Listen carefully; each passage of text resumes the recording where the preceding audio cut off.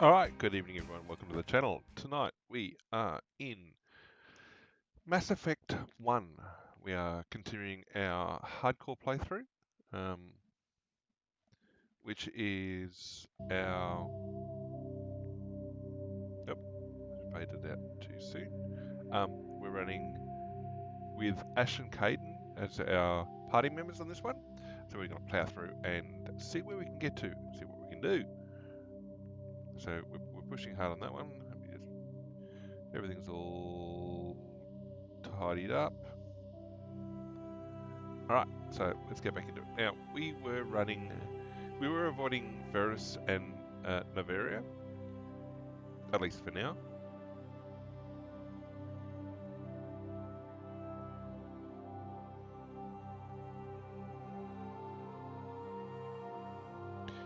Alright, so resume.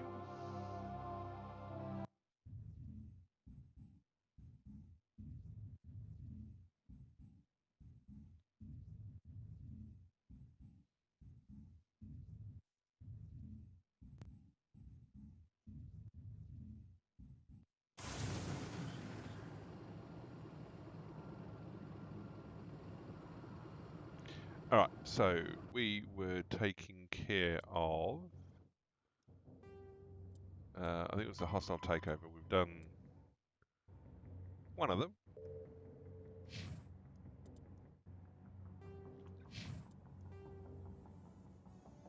I think we've taken care of that already.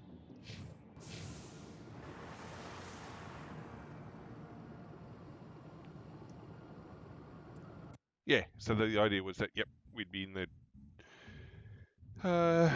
Mako, remembering that we just finished that task and getting ready to push on.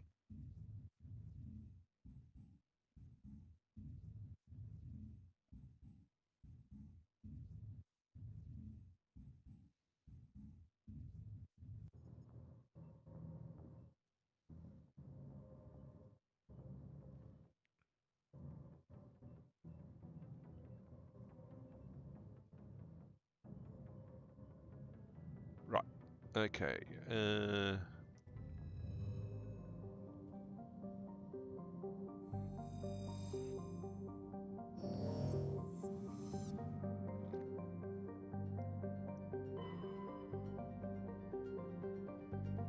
Okay, so we did this. We haven't done the other two just yet, so we'll go and finish off them.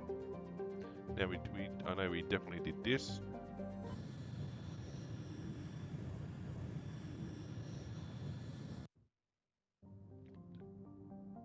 Okay, check.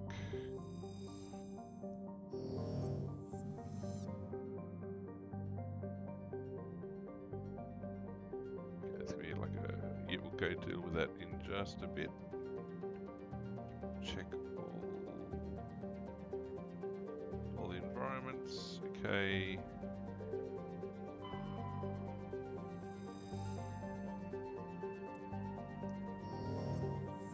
Now, because I'm running Ash and Kaiden, I've got to do as much as possible of the other missions and side tasks and stuff. First mission includes all that surveying and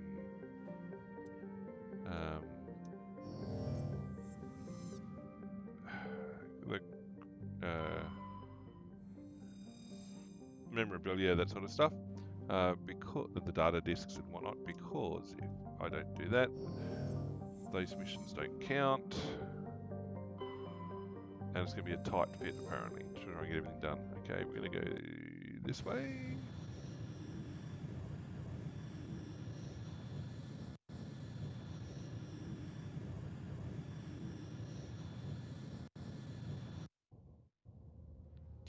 Okay, we're definitely going to go Ash and Kaiden. And I worked out already at the start of this one that it takes 5 missions to get to Liara. Or to get to Liara. So when we do the insane mode playthrough,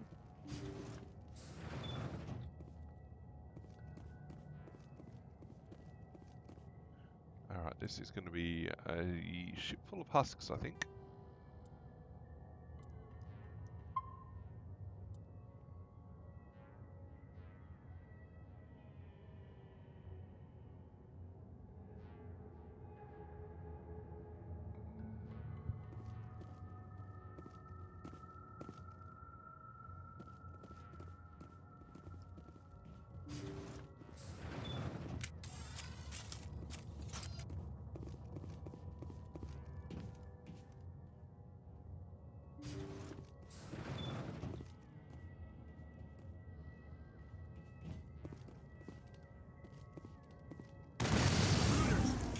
hostage.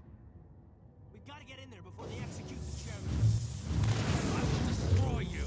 You must die. I will destroy you. Go, go, go! You must die.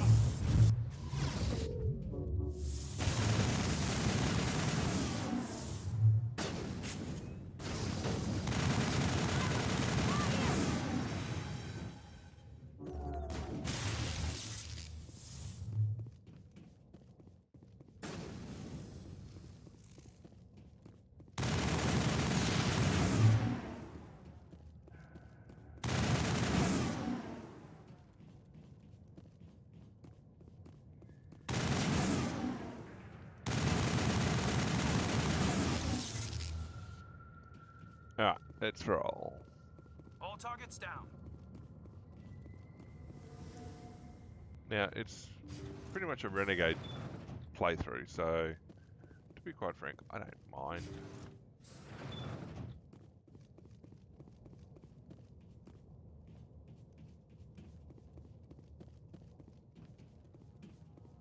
Okay, up, there we go. That's not bad. Had worse. See how it is? You write letters and everyone ignores you. Force is the only thing people appreciate. So how about if I kill Chairman Burns and finish this charade? Please, I was trying to help you people. I think I'll just kill you instead. Go, go, go! Ryu! Go, go, go! I will Go, go, go! Ryu! Go, go, go! Won't get me next. Go, go, go!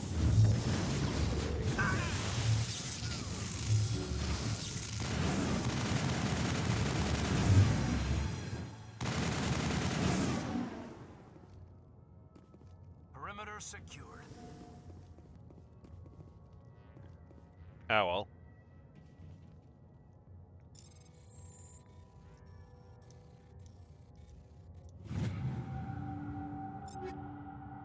Again, not bad. I'm going to sell them all though.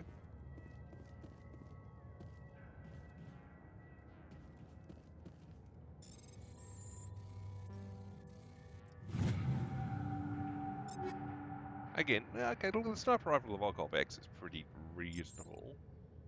But everyone's kitted out with Spectre gear because I'm being nice. And giving them my spare stuff.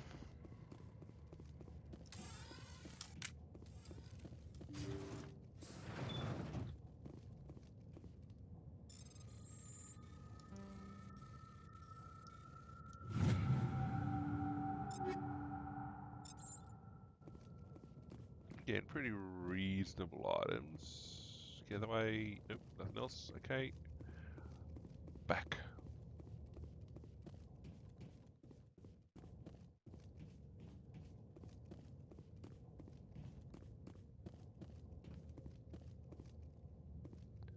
I think there might be stuff tucked in over there, but look, again, I'm not hurting for gear. Yeah, no, that can stay there.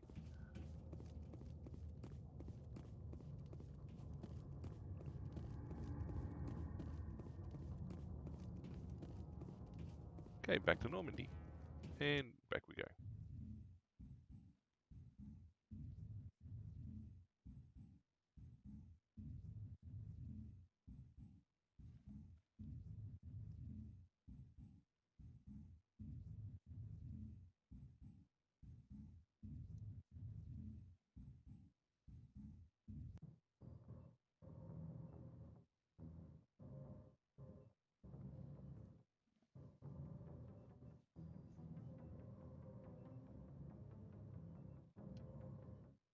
Right. Message coming in.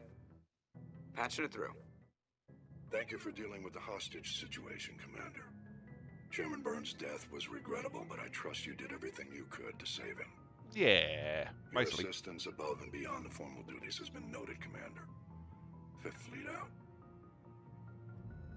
So my insane run is going to be completely Paragon. Alright, so we've taken care of Hades Gamma. So down to Antaeus.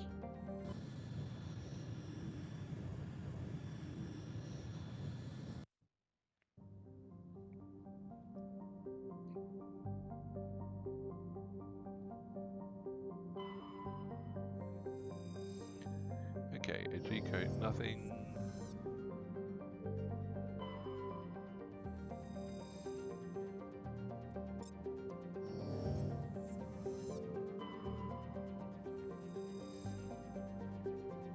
Okay, matriarch writings, that's not bad. Next one.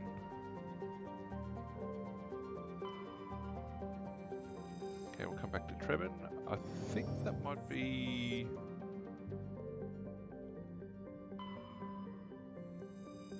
No.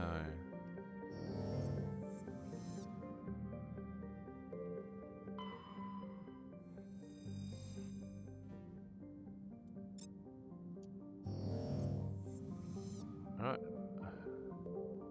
Trevin it is. I think it's like the, not the Cerberus missions.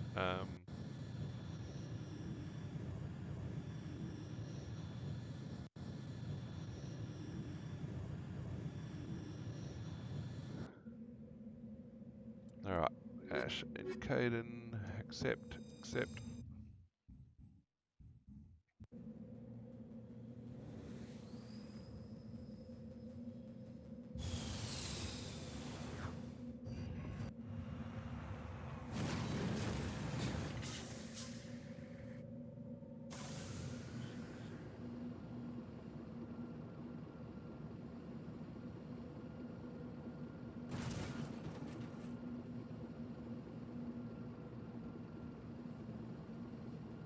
Alright, let's have a look.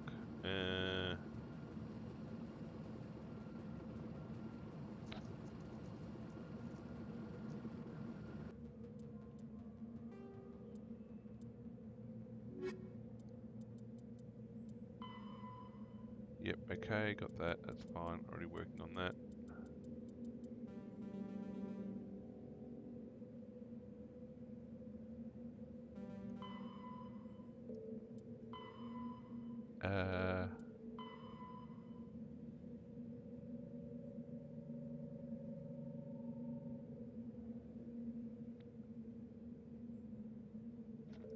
No, it's not that one.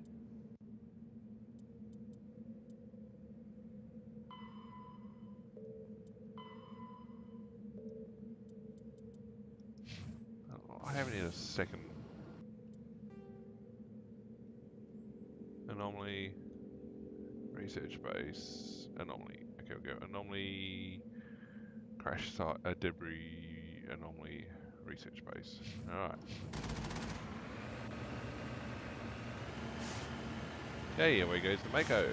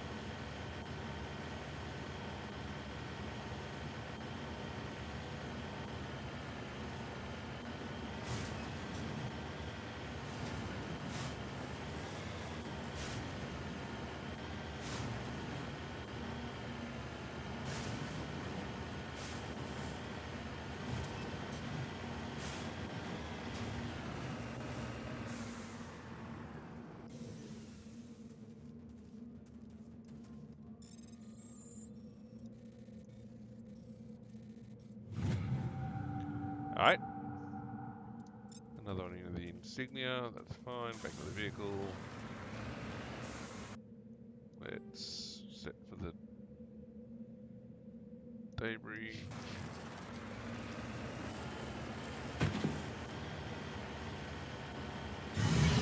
Up.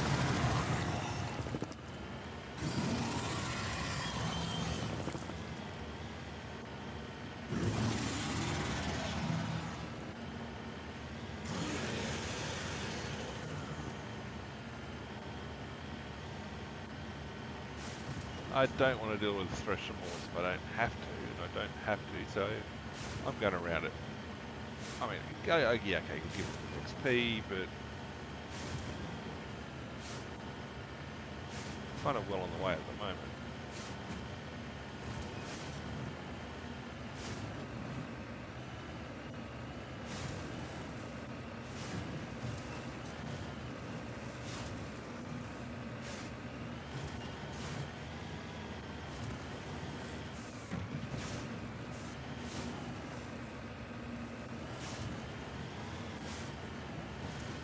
Okay, and about to hit. There it is. Cover me.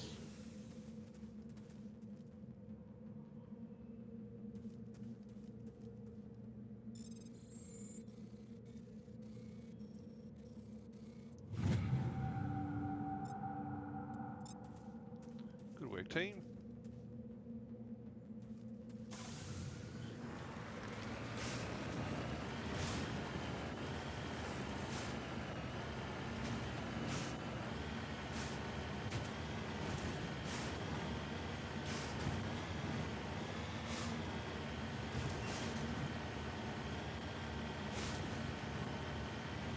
What enemy is on that?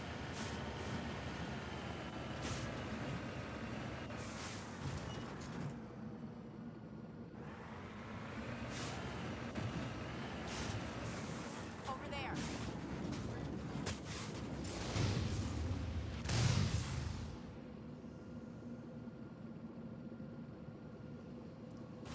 Think we got him, Commander. I don't remember there being scavengers there previously. I don't recall hitting scavengers at all.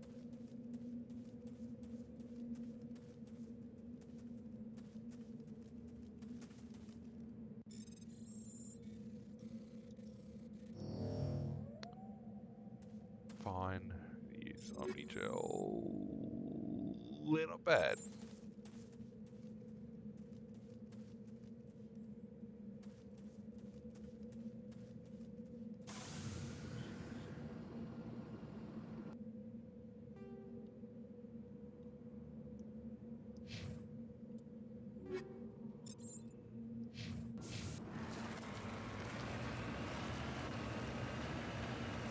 Alright, and I think, so this playthrough Ash is going to take the loss. So what I'll do is I'll take all the gear off her right towards the end. I'll take Rex with me. He seems to be less squishy.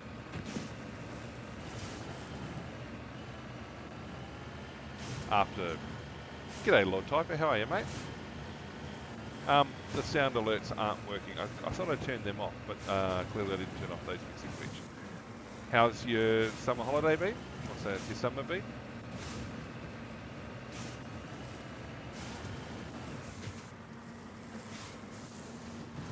Oh,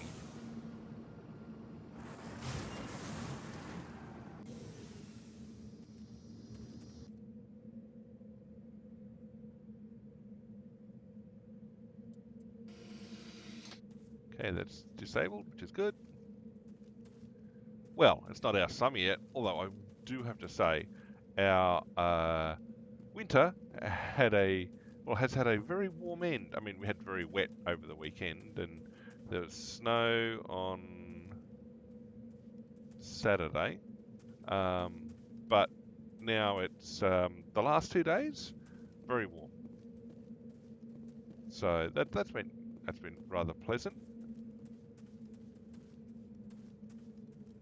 And giving indications are that it's going to be pretty warm coming up or going through to summer, I think.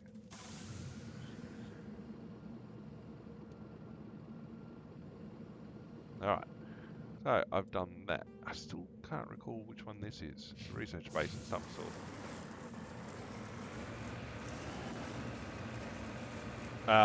Because of the heat or because it's changing so much?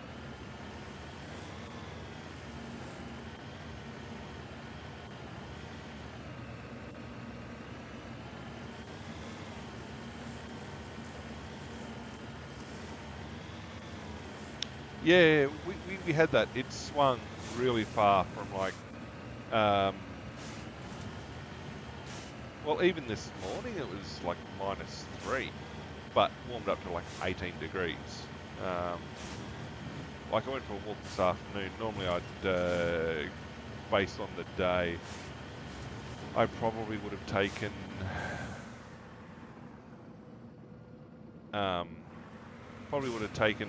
gloves and a beanie or something, but by the time I got out to go for a walk, no, it's fine. Short sleeve shirt, hat, because it's still sunny. Up. Okay, that was painful. No, it was beautiful weather. Okay, I think I want to come over here first.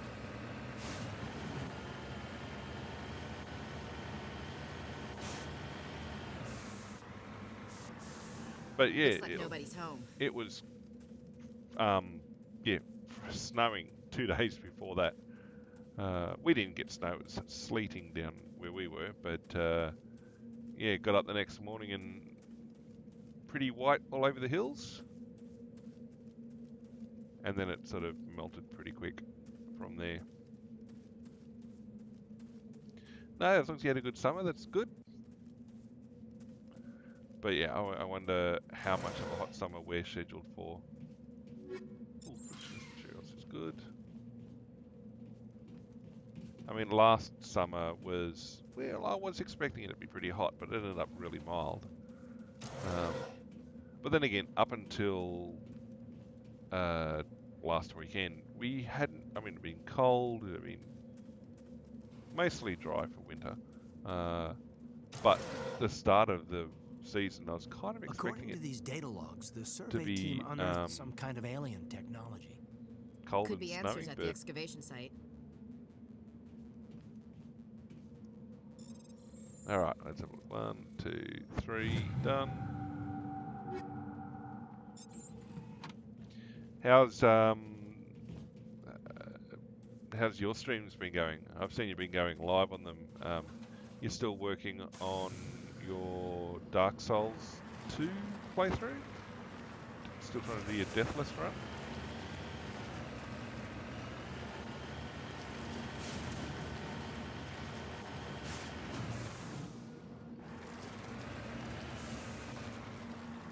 Alright, this I think is actually rather painful. We're going to save.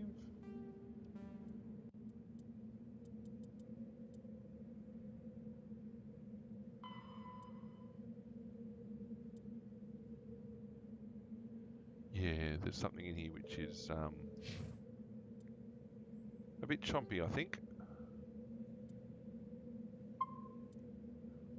But that's okay, we've done 2 side tasks already.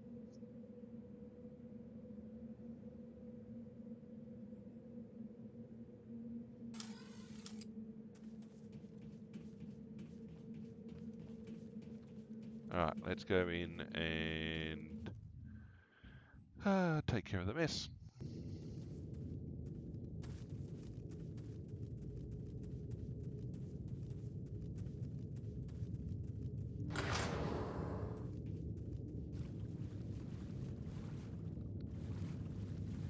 Yeah. Like a nest thing in here, I think. Like you gotta go down the access tunnels at the back and lots of husks.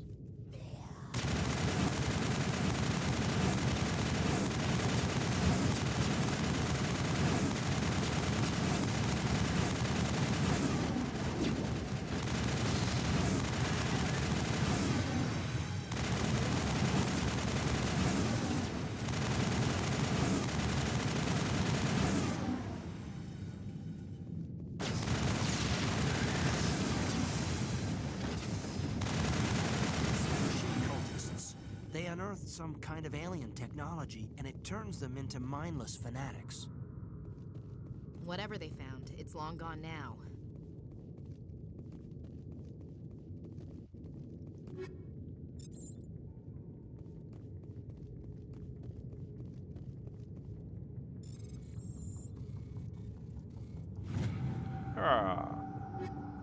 You see, again, not too bad. Level 9 and 10 gear coming out of crates.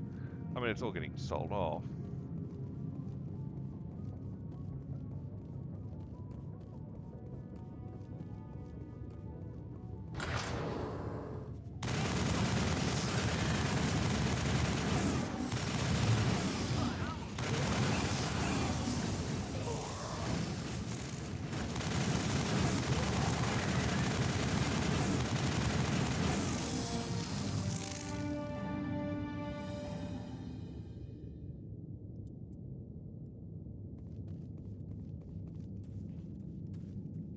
Door secured.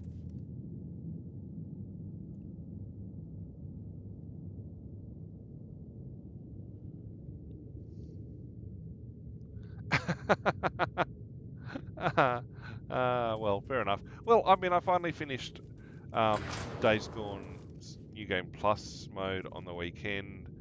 That was what, 40 odd sessions to do it. Mind you, that's two full playthroughs on the two hardest difficulties. Completely completing everything possible in the game on the first pass at the hardest difficulty, and then the New Game Plus was pretty much a straight run down the missions, and then doing most of the challenge mode as well. So, I mean, I really enjoyed it, but yeah, I'm certainly at the point where I'm ready to move on to a new game on Sundays. And in fact, I do have one lined up that should be relatively straightforward, not too much, well, a bit of thermal armor. Well, I'll take that because I will need one set of each for everyone. Yeah, no, looking forward to that. But no, I don't think I'll be doing my, like when I get to play my Souls likes and actual Dark Souls. I'd have to double check whether I've got Demon Souls on here as well on my older consoles. I'm not going to be doing Deathless runs. I don't think. Just knowing my gaming style and everything else, now it's entirely possible that I might have the skills for it, but I doubt it. Oh, good. Like, okay, so you're going to do a playthrough of all of the Dragon Ages?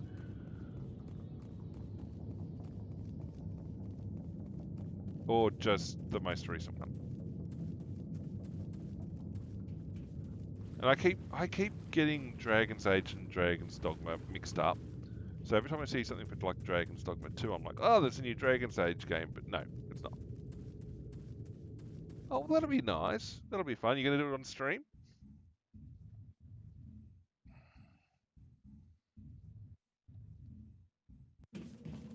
Oh, that'll be fun. I hope you enjoy that.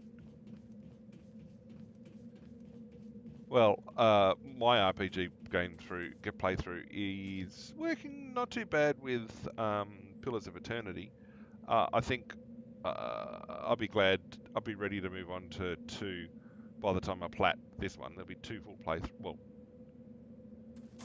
1 full playthrough and 1 expedited playthrough, and then that should get me the plat, and then I should be ready to move on to 2, and then don't know how long that's going to take. Then no, I think it's Divinity Original Sin series after that, and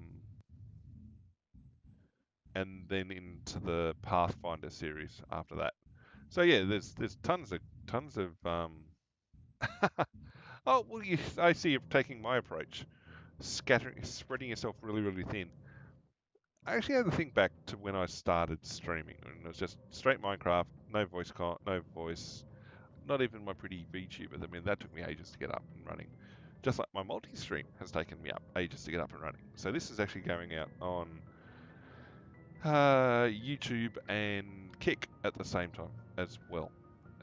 So, in fact, let's check the journal that did finish that assignment off, didn't it?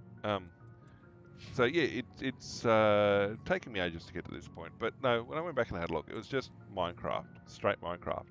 Not a problem. I had this great plan that I was going to try and finish the game, because I'd never finished the game, never actually been into the end in the 11 years I'd had it at that point. And so played through alternating hard survival, hardcore, with the rule that your base where you spawn in hard survival, you die, that wipes the world, and sounds like you've picked up a whole bunch of ideas that I've already got. Although I'm not my morning streams, so starting tomorrow morning, because I did their session zeros over the weekend. Everything seems to work fine for everything going to the different endpoints. So Tuesday morning, Wednesday, Thursday, Friday, maybe Saturday, 9 a.m. to midday-ish my time. So that's basically like super early in the morning, because for you, like 2 a.m. ish, I think.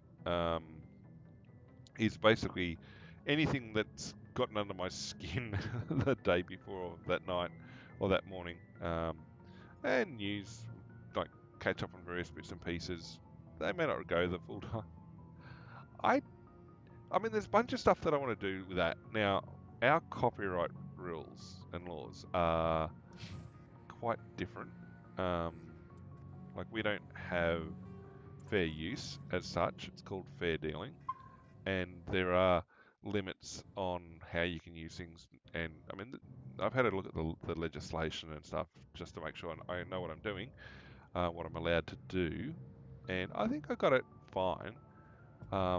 And I mean, I've been paying attention to all the stuff that's been going on with Ethan Klein and the people he's suing and why and everything else. I saw the stuff he put forward, and it seems like a pretty straightforward case of them breaching the law. But listening to a bunch of other commentators out there, almost all of them say they've all been through a process at some point where they've had. Now, I'm not sure if I've been to Gemini Sigma yet. I don't think I have. And I haven't been to Argus right now. So I've done these one, I did that. I've done that. I've definitely done Artemis Tau. So I'm going to go back to Gemini Sigma. Ming. Yeah. I'm almost certain I haven't been here. But yeah, I mean, a bunch of them, and it was pretty egregious, the examples given where they weren't providing any commentary or amplification to what was there. It was just straight up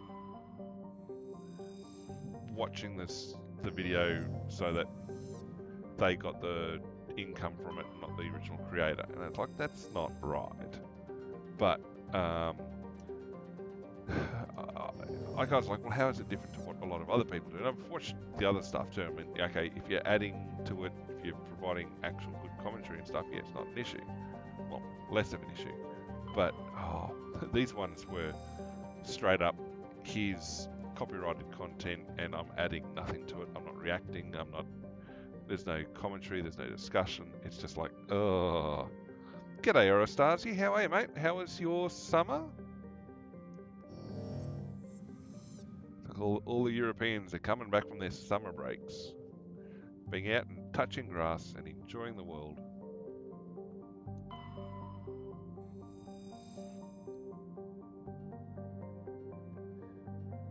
Exactly, yeah. Now, my reading of the Australian legislation is that if I'm using it within the boundary of Australian legislation for fair dealing, and I can demonstrate that fact, it doesn't matter what the position of the other copyright holder is, of whether they want me to use it or not, I can get away with using it. But I need to make sure I stay within the legislation. Well, that's great to hear, Orostasi.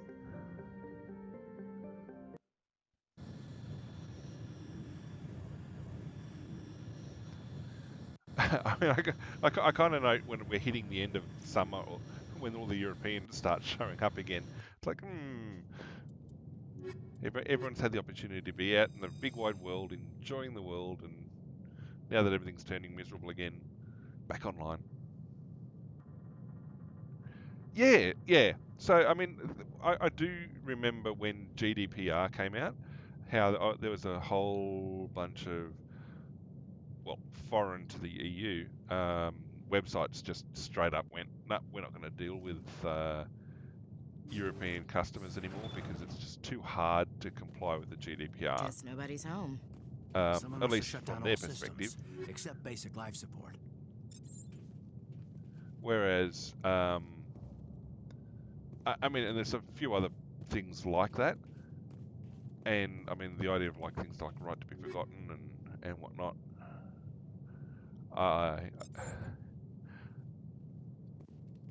So yeah, that whole process, and then all the complaining that people are doing about the Online Safety Act or Online Surveillance Act, that someone might call it. They've from the UK, all the people whinging and complaining about it. It's surprising that there's a number of places around the world that already have legislation and rules like that. I mean, a lot of people have suddenly realised that there's a lot of countries that are trying to put similar legislation in, and they're like, but, but it's the internet. Here's how we're supposed to use it. Yeah, like I was saying to Lord Typer just before, we had snow on the weekend, and the weather is swinging so hard at the moment. Started last week, pretty fine. I mean, it was cool, it was cold, wintry, cold, dry. And then the weekend hit and snow. It was sleeting where we were, but get up on Saturday morning and there was snow everywhere up on the hills. We were like maybe quite literally 30 meters of altitude too low to get snow. And then Sunday it was t-shirt and shorts weather. It was like 18 degrees.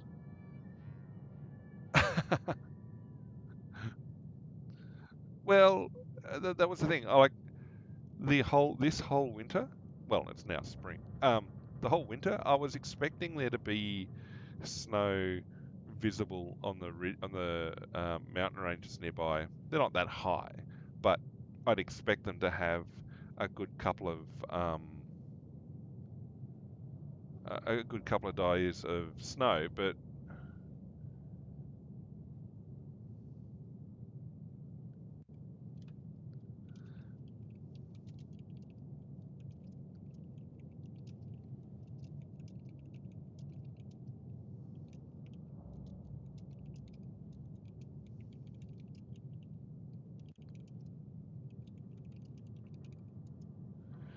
uh, yeah, so kind of expecting it to stay wet.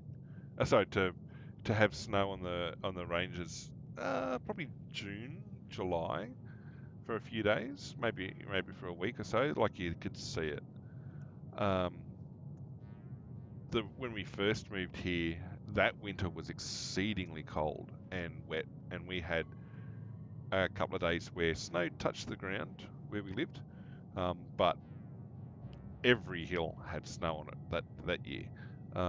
But this year, yeah, despite the promising start, we didn't actually get snow in the area until um, over the weekend.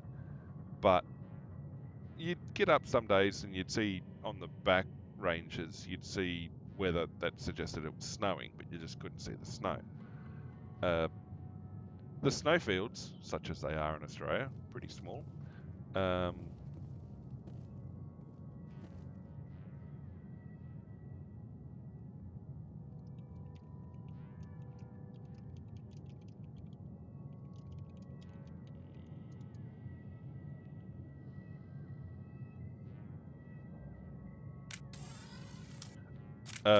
but yeah, no, it was just one of those things that it took a lot longer than I expected. But the snowfields, they're saying that there's um, plenty of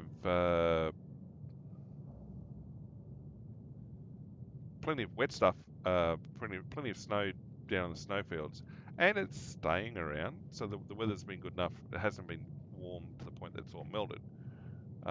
But they've used a lot of man-made snow as well to help keep um, the base up.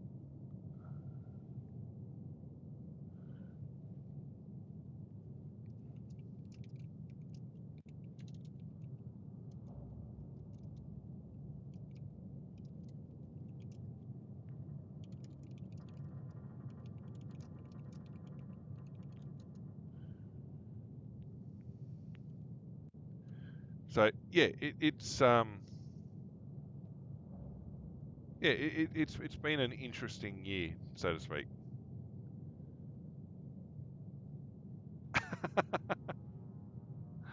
Well, I mean, I remember yeah, you sent those photos through of,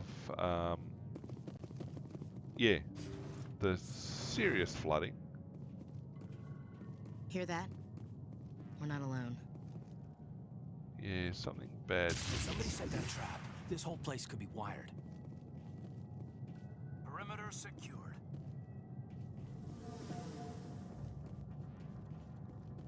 But everyone in the party is well equipped.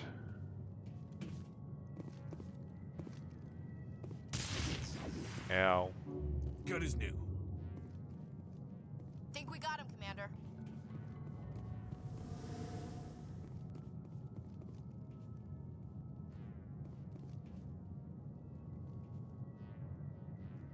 Well, no, Zorostasi, thank you for dropping in. Enjoy your rest, mate. Yeah, I saw that was that photo you sent.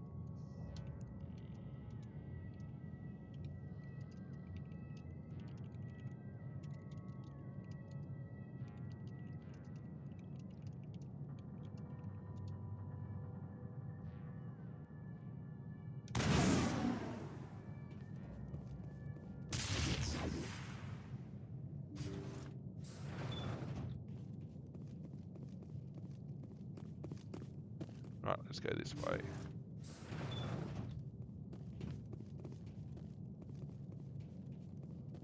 They say Jacob's gone. They say his brain isn't functioning anymore, and they want to shut off his machines. But Jacob's the only thing in the world that matters to me. I don't know how to help him, and it's tearing me up inside. I just feel so helpless, so damn angry. Garp. Dr. Smith gave me some meds to calm down, but I didn't take them. I can't. Not until I figure out a way to help Jacob. I won't give up on him. I won't. All right, I needed to go the other side first, but I am going to be taking the Renegade path on this.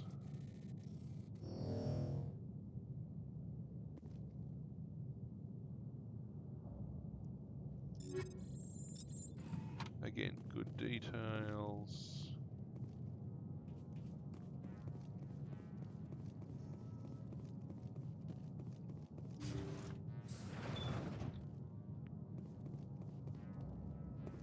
Jacob is showing no signs of brain activity. There's nothing more we can do for him. He wouldn't want to be kept alive by machines, so we're going to disconnect the life support. Dr. Smith is worried about Julia's reaction, though. She can't seem to let Jacob go. The stress is making her implants flare up, causing intense migraines. It'll probably be easier for everyone if we don't tell her until after we shut the life support down. Give her a chance to... Julia, what are you doing here? Why are you...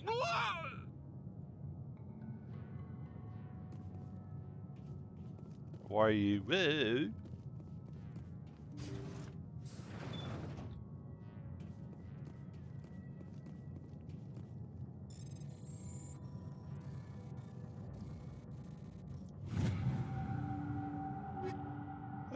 Again, not bad. Level 10 gear. Jacob's not going to make it. His brain was deprived of oxygen for too long. There's nothing any of us can do for him now except let him die with dignity. Is what he would want. I'm more worried about Julia now. She's showing signs of severe depression. I gave her some meds that should help, but I better warn the captain.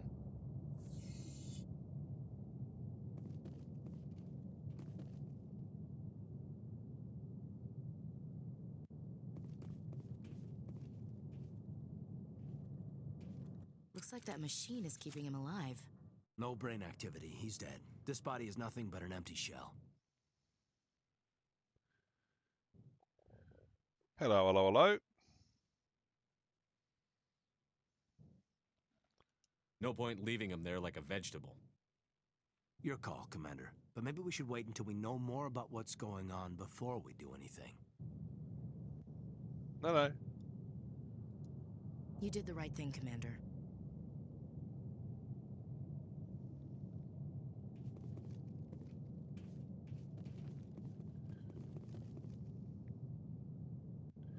Right. Well, if you want those numbers to get small again, you could always drop in on some of the other endpoints for the stream. Now that we are multi-streaming.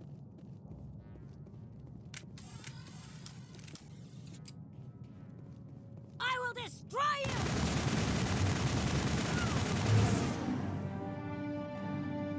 You could destroy me, but you're not. All clear. Yeah, it is. In fact, it's running. That's part of the reason why Discord is going berserk at the moment every time I start streaming, because it's sending out a notice when things go live on Kick, as well as sending out a notice when things go live on Twitch. I did turn off the notification for the YouTube streams, but yeah, that's basically. Well, it's based on the bot, and there was issues with the bot not picking up all of them to begin with and not connecting to YouTube properly and everything else. It's all connecting now, but yeah, I did go in and turn off the YouTube stream notification because that will never happen independent of the others. And I had to make sure it wasn't the YouTube video notification because that's a different one altogether. It's a different channel. Or maybe just tune it back a little bit in Discord. But yeah, no, it was one of those things that it was just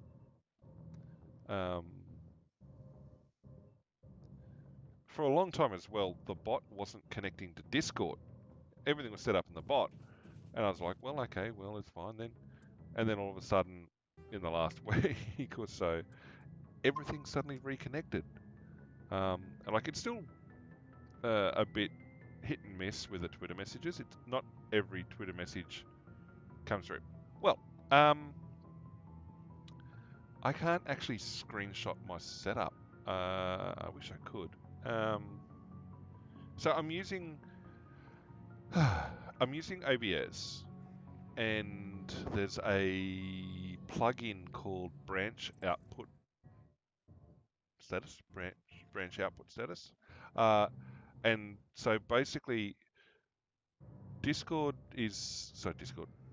OBS is set up to take everything off the capture card, mix all the audio in, pump it out on the Twitch stream. Now, that had all sorts of overlays and everything else there for a while, so I took them all off because I was using that to record locally. And then branch output status allowed me to record just the capture card feed with the audio I wanted. And so I could start putting overlays back on, which is when I put my VTuber back on, when I put my VTuber on. So that is the stream that goes to Twitch. I then used a downstream keyer, which allows me to duplicate the output stream and put more content on it. So that then has a chat overlay specific to, that incorporates Kick and YouTube, and then that one then goes out on YouTube and Kick. So the computer's doing the stream to Twitch, recording the capture card out of OBS, and then generating another stream at a slightly different bitrate and encoding method and everything else that goes to Kick and YouTube with custom audio on all three. Well, yeah. Well, the first one's been getting videos of late. I just haven't had the chance this last week and a bit to put one out because I've been focused on getting the multi-stream finally up and running. Well, there was a pre-recorded video element, and I had to make sure that basically there was no quality loss. And I can look at it now, and I've got no drop frames. Recording content appears purely fantastic at the right level. So it somewhat is. If I wasn't running, see, one of the other solutions would be going through a service like Caster or Restream. I mean, there's a few other like it as well. They allow you to stream just to them, and then they repackage it and send it out to Twitch, Kick, X, Insta, Facebook, YouTube. I mean, there's like dozens of different things you could stream to. But I'm not paying for those at the moment. I wanted to see if it was possible to do it straight from the single PC, and it is. So I then have to be a little bit more on top of keeping track of stream content, stream titles. I'd also only been running a Twitch stream monitor, not a monitor, monitoring the Twitch stream chat up to that point. I had to... there is one. I didn't see that. So I had to find a chat integrator that would integrate all 3 chats for the right channels and also allow me to monitor them all at once. So I can, so from that app, I can monitor all 3 chats. I can mod Twitch and Kick at the same time. YouTube, that one's a little bit weird. If I want to mod it, I have to be back in a browser to do it in YouTube, so it's a little bit harder for the modding, keeping that one modded. But the bot finally connected, and there's all sorts of issues, like things can't be seen if it's not sent live, if it's only made unlisted. Yeah, going live on YouTube is a little bit different. It's, I mean, I wouldn't necessarily say super complicated. It's just learning the ins and outs of each platform. So Kick, for example, looked like, now it's quite possibly was, using a copy of Twitch's codebase, because the interface and the back end to it is basically Twitch, but green, not purple. It doesn't have all the features of Twitch. One of the features it's missing is when you change the stream title and everything else. Twitch has a go live notification. Kick doesn't have that. Yeah, okay, fine. And as I saw recently, I can schedule a stream on YouTube, and it basically sets it all up. But at some point, it advertises it, even if it's unlisted. And that's what the bot was seeing and sending to Discord. That's why it was like putting all these stupid timings in. It's like, I'm not live on YouTube right now, and I'm not scheduled to go live. But it was doing it. Now, now, I'm sure there's a setting somewhere I'm not doing properly, and hence the bot was getting all excited about seeing YouTube pop up, and it's like, there's a setting in YouTube somewhere that it's causing it. I don't know.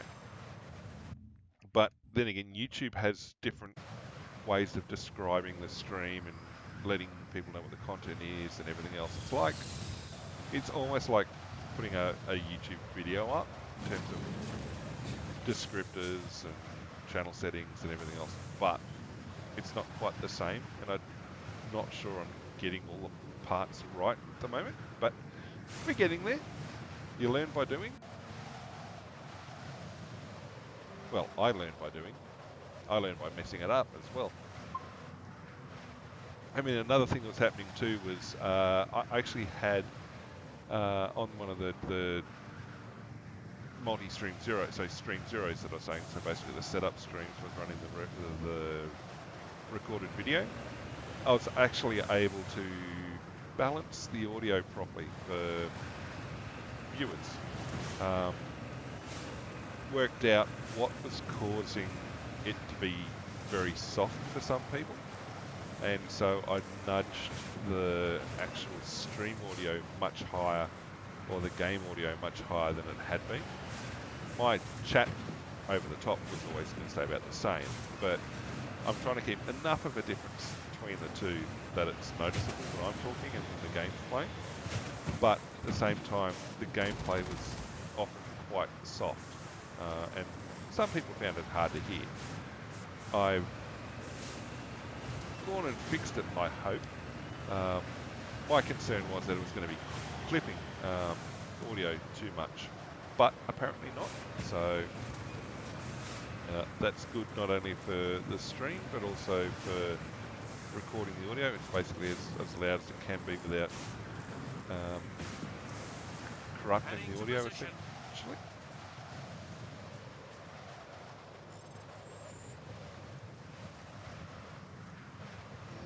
Ah, come on. Try that again.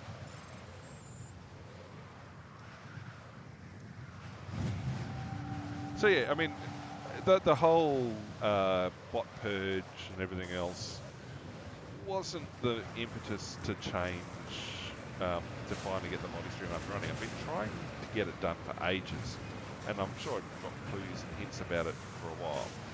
It took me quite a while to get the pre-recorded video done up, which basically I streamed, and then ran and looked at, went and looked at how it appeared as a viewer on each of the platforms and each of the services, and I was like, yep, okay, that looks fine. But that was a fair bit of editing and whatnot. But even then, the first couple of streams, and I deleted them, trust me, I wasn't leaving them for people to find. It got it all working. Video was not a problem, audio was. So I was like, yay, this is, no. I was getting perfect 1080p video out, but there was no audio. And all the settings in ABS seemed to show that it was audio. I could hear it, I could see it, but when it went out, there was nothing there. And then I eventually found, well, it was a setting in branch out status. So it appears that comes in as a filter in ABX, and then there's some settings inside that. And I went back and looked at the web page for it, and all the documentation for it. It didn't describe clearly what I needed to do, and I thought I'd set it up properly. I had. Went back in and had a bit of a deeper dig and found out that there's a audio source in ABS, which is like called master audio or something like that, which is basically what then goes out on the broadcast. I had to select that because if I'd selected even if I got one channel working, the moment I had multiple channels working, well, that was the point. Yeah, I mean, and I was actually saying that before. I was actually thinking, as I was going through it all, how much different it would have been if I'd done this from the very start, because there's a whole bunch of things that I've discovered going through this that wouldn't have been an issue if I didn't speak on stream. But I mean, they're not an issue. It's just things I learned by doing, and yeah, discovering, oh, here's a setting that isn't really explained, but is actually kind of critical for both the normal thing. If you're just turning OBS on and using a single stream and that's it, or using the built-in stuff, it's not a problem. But because I'm configuring each of the outputs slightly differently, I mean, there's a lot of power there, but it's one of those things that people kind of expect that if you're going to be fiddling with those things, you need to know. Well, see, that's the thing, and that's the point. These other streams, these other endpoints, are getting the exact same stream. Now, because of the way Twitch has set their multi-streaming priorities and guidelines, I can't be putting the other stream chats over the Twitch one. So Twitch isn't isolated. Twitch doesn't get any different service compared to the other streams. So that's one of the big things. You've got to give Twitch the same quality of service. Yep, that's not a problem. But they've also said they don't want to see the other chats. It's like, yeah, fine. But there's at least one person I know who said that they prefer to watch they prefer to watch their streams on YouTube. Great, I'm over there now. But yeah, that's starting out. The funny thing is, despite all the thing about YouTube bots, so Twitch bots lately, the worst bots I've been getting really anywhere. Well, I haven't been streaming that long on the other services, but I gotta say, the bots, the aggressiveness of bots on one of the other services is kind of surprising. They're very active. So, like, I'm glad I've got mod access turned on. And the other thing too is I found out the latency on the YouTube stream for example, the default latency is stupid. Well, not stupid, but long. And so I couldn't see the chat appear on the stream because of the delay. And so I'd put in chat in the chat box, and on the other services, and I'd be looking at the YouTube stream, looking for the overlay to appear, and I'd go, well, it hasn't shown up, it mustn't be there, and leave, and go back to try and fix it. And obviously, while I was going to try and fix it, the chat showed up, and so that when I went and turned the latency down, it got much better. But yeah, so the VODs, and I've said previously, the idea of that third channel is for live streaming and VODs and split out content, so that I will be still putting out, like, I will still be editing videos, putting them on the other channels, etc. But basically, it's now giving.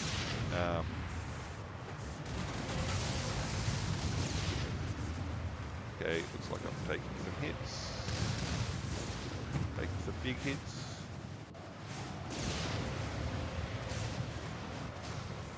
Okay, one left. Ow. Lucky miss.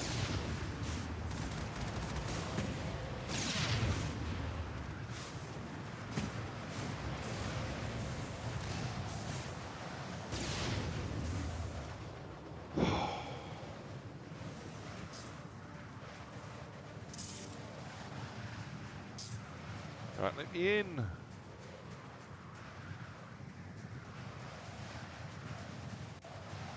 Alright, done. So, for example, come on. Speaking of bots, I can see someone's, the bots have appeared, have popped up again, but they've actually sat around and given some more comments. Which is odd, because it's Discord spam, actually. Like, the bots aren't pushing, well, they're maybe not bots, so maybe they're just people trying to spam services, but they're pushing Discord spam. It's almost like, I guess, what Roblox has been having, where people basically push to take stuff off to Discord to cause issues. And I'm like, okay, well, I get enough fun with people joining Discord and doing that sort of stuff. But in fact, I've got to say, since we've made those changes after the last bot influx, the Discord's actually been really good. When we've had masses of people show up at once, I've actually spoken to them, or they've been speaking to me. They've come in because they've seen the giveaway messages over on Twitter, and so they get seen by, well, a fair amount of people over there. But obviously, there's people searching for keywords or certain game titles and stuff, and then they retweet to their friends and everything else. And so sometimes, even though the view count on the original tweet doesn't show much, it's actually gone out to, it's had a big viewership, and so it's attracted a whole bunch of people who want to come and join the giveaway, which is perfectly fine. It's like that, the one last weekend had probably 20% more entries than usual. And I think that's because it was a Warhammer 40k game. Again, not a problem. People have games that they want and don't want. But yeah, it's one of those things. I just keep an eye on it. That, like, if a giveaway suddenly has like 1,000, like,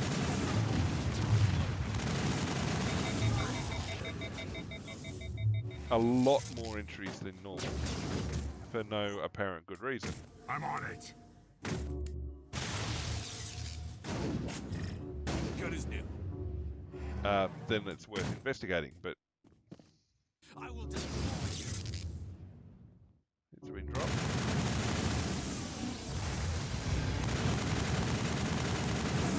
Now it's been dropped. I will destroy you. So yeah, I mean, the same goes for the streaming services as well. Sometimes I can't tell in advance why some things seem to be more popular than others. But the content, the stuff presented is pretty much the same as it always has been. It's formatted the same. It's just a certain game is different. Hey, fine.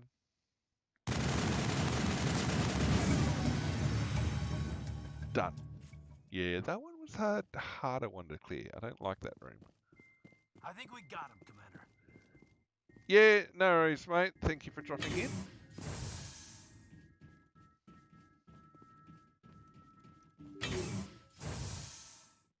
Now, Lord Typer, what do you mean that my audio is terrible? As in, is it really soft or is really clipped, is loud?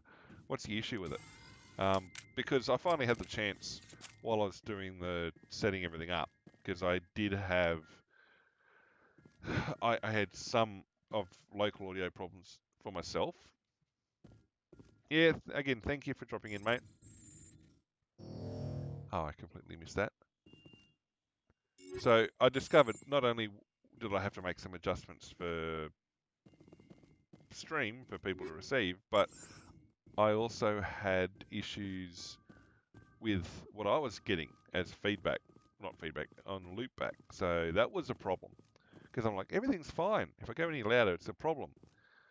Well, yes and no. It was a problem because I'd misconfigured something on my end, and it took until I had the chance whilst an active stream was going to dig into the audio and when found what the problem was, and I'm like, okay, let's not do that again. And it's a lot better, and it also solved some of the other problems that were going on that were okay, problems of a kind. But I mean, it is turned down a little for this game at the moment.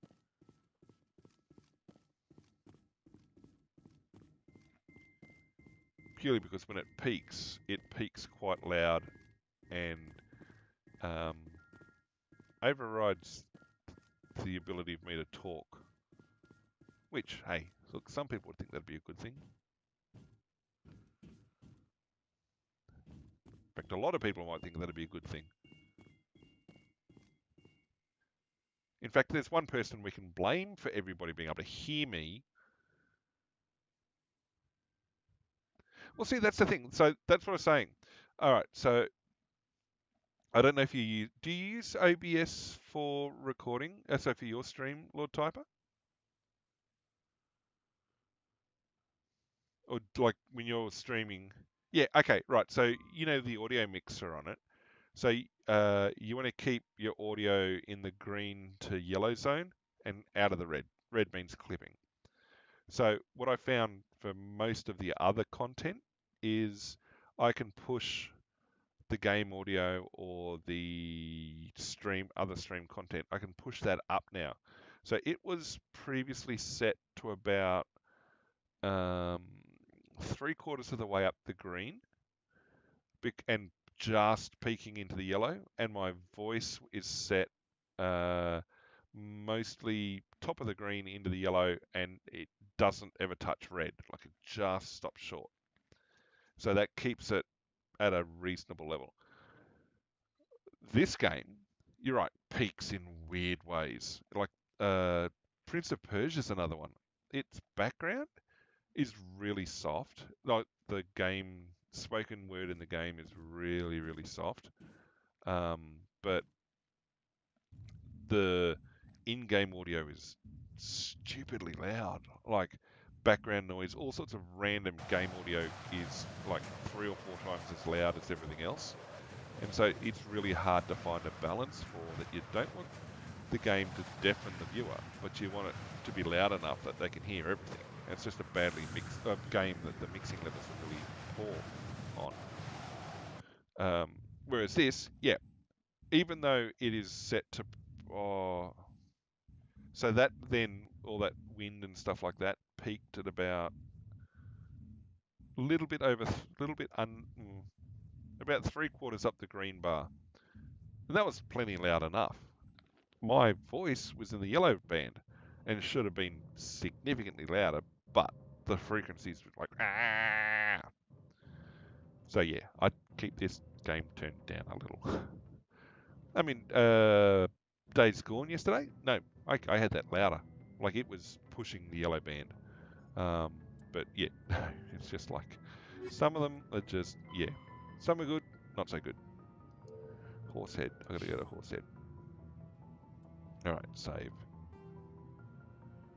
So yeah, I mean, I constantly, because I'm streaming from the PlayStation 3, the PlayStation 4, and the computer, and the age of some of the games, some of these games, the PlayStation 2 remasters and stuff, audio levels are not consistent. Oh, at least when I go to re-record and publish on YouTube, the one setting I can control is how loud I am.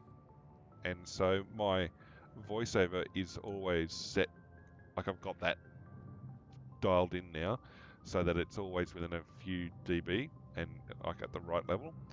And then the game audio, I bring it back a little.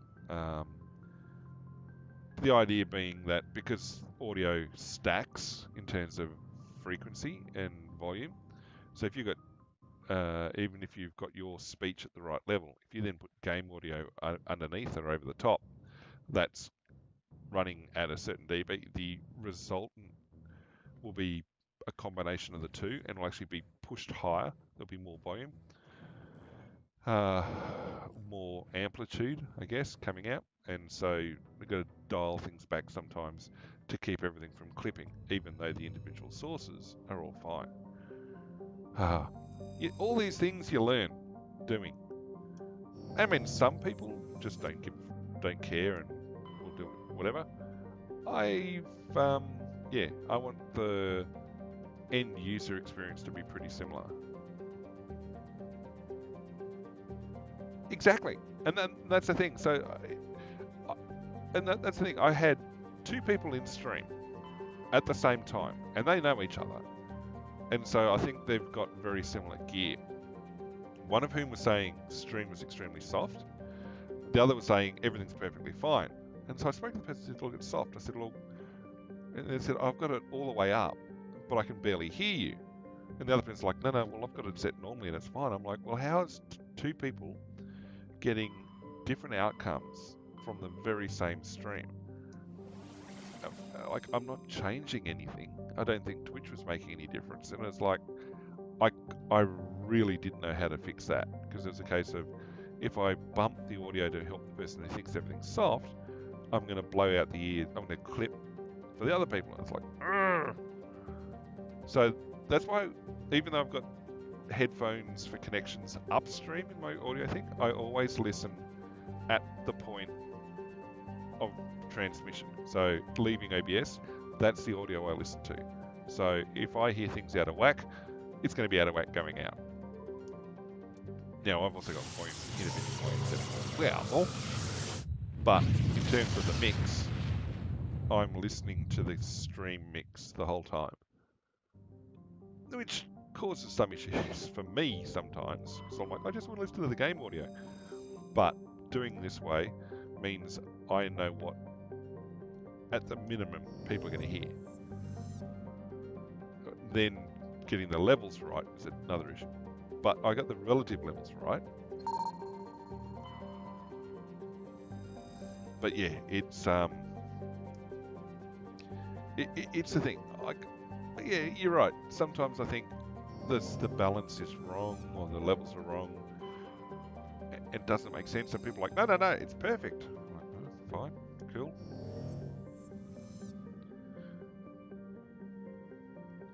And in fact, with my mixing stuff, where the audio goes through, I will land there in a minute. I don't want to land there just yet. When I've got the audio running through the mixing desk and everything else, I can record the raw audio as well. But that will miss when I'm using the headset. The mic is connected to it. That mic.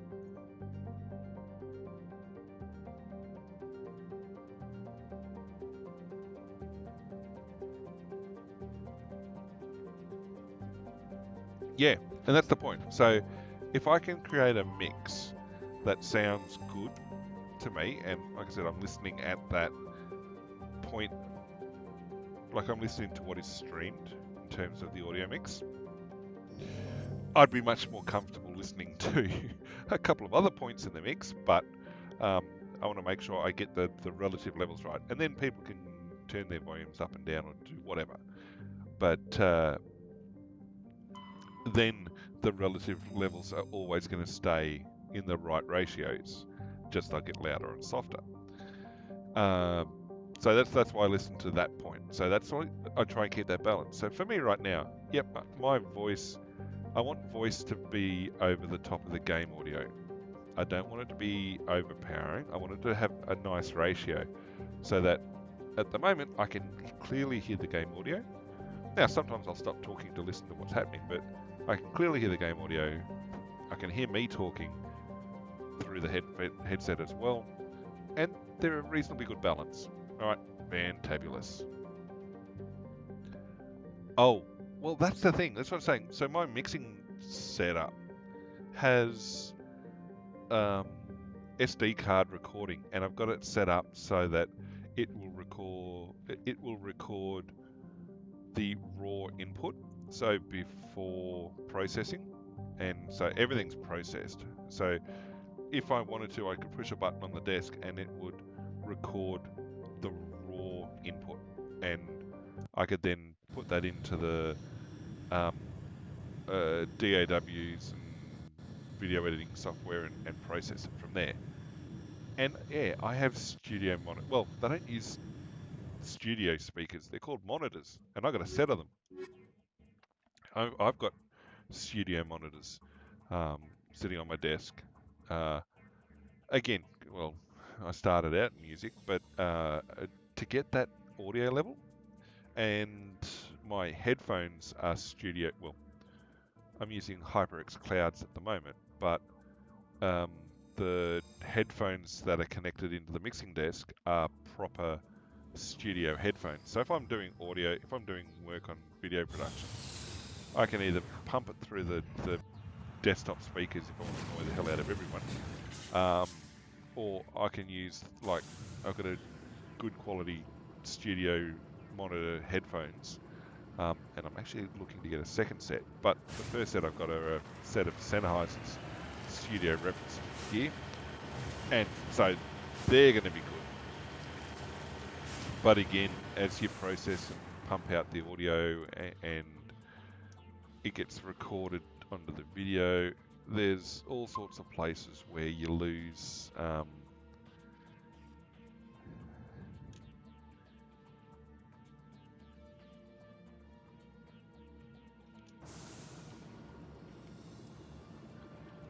Alrighty, I now have somebody causing problems for me in YouTube. That's right, I think I know who they are. But yeah, you're right. In terms of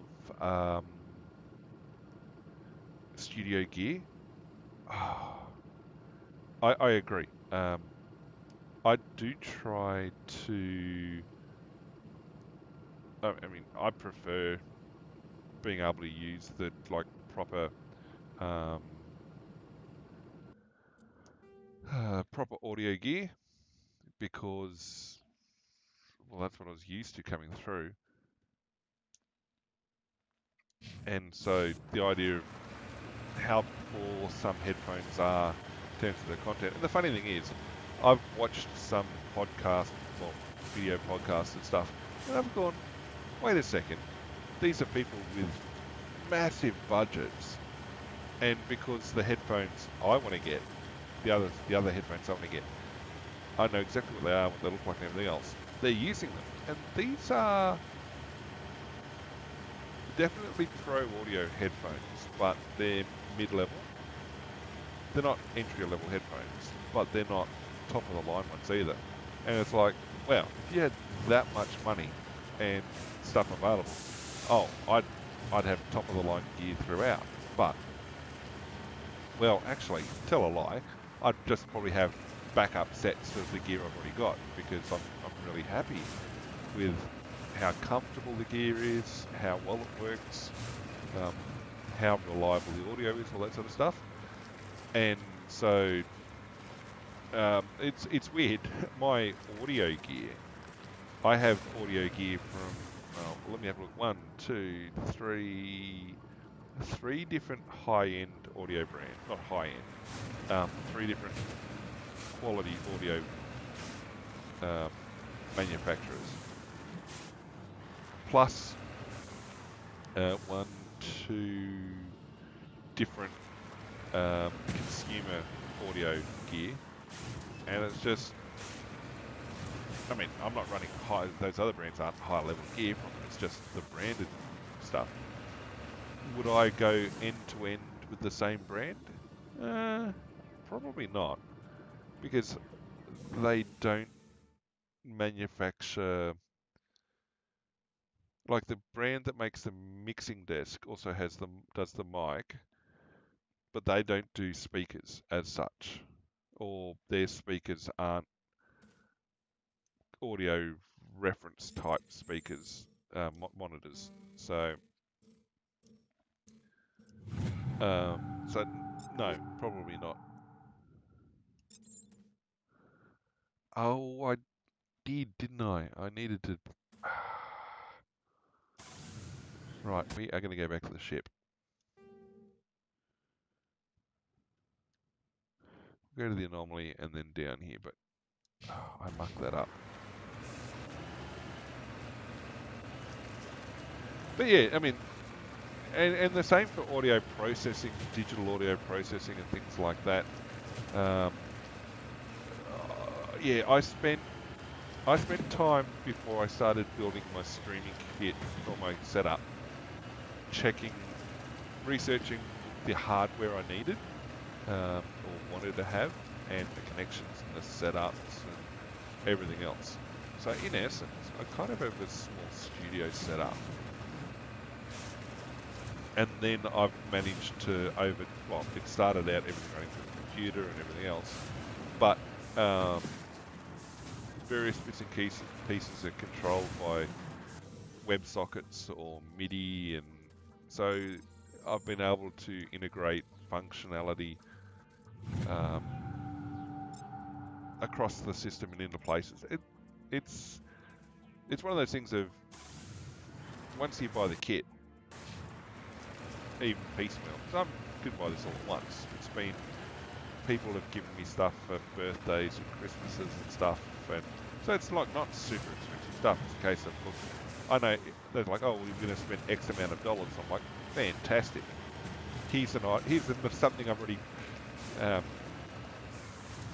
Here's an item I've already prepared, and so they go and have a look. G'day, Olivia.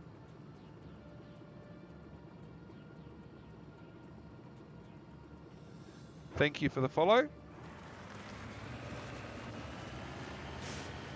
Hope you enjoy the stream, and for benefit of everybody who's listening, yep, welcome to the channel for new channels, for new viewers. I am multi-streaming, so there are people watching on Twitch, Kick, and YouTube. Welcome to all of you. If you weren't already aware, I'm a variety of Aussie streamer, streaming gameplay 5 nights a week, East Coast Australian time, 9 PM to roughly midnight. Monday night is currently my Mass Effect series. Yay! So I'm doing my hardcore run. I've got Ash and Kaiden as my companions. Running actually from the PlayStation 3, so that's all wired in and working relatively okay.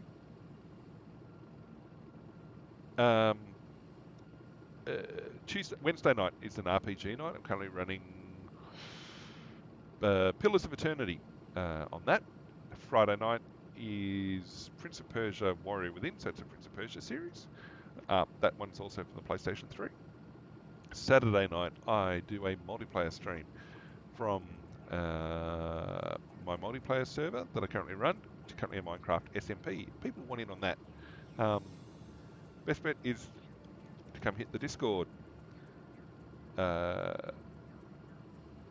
where you'll find a channel called Multiplayer Server Details that has the mod pack and 2 additional mods in it. Get all that set up, and you'll be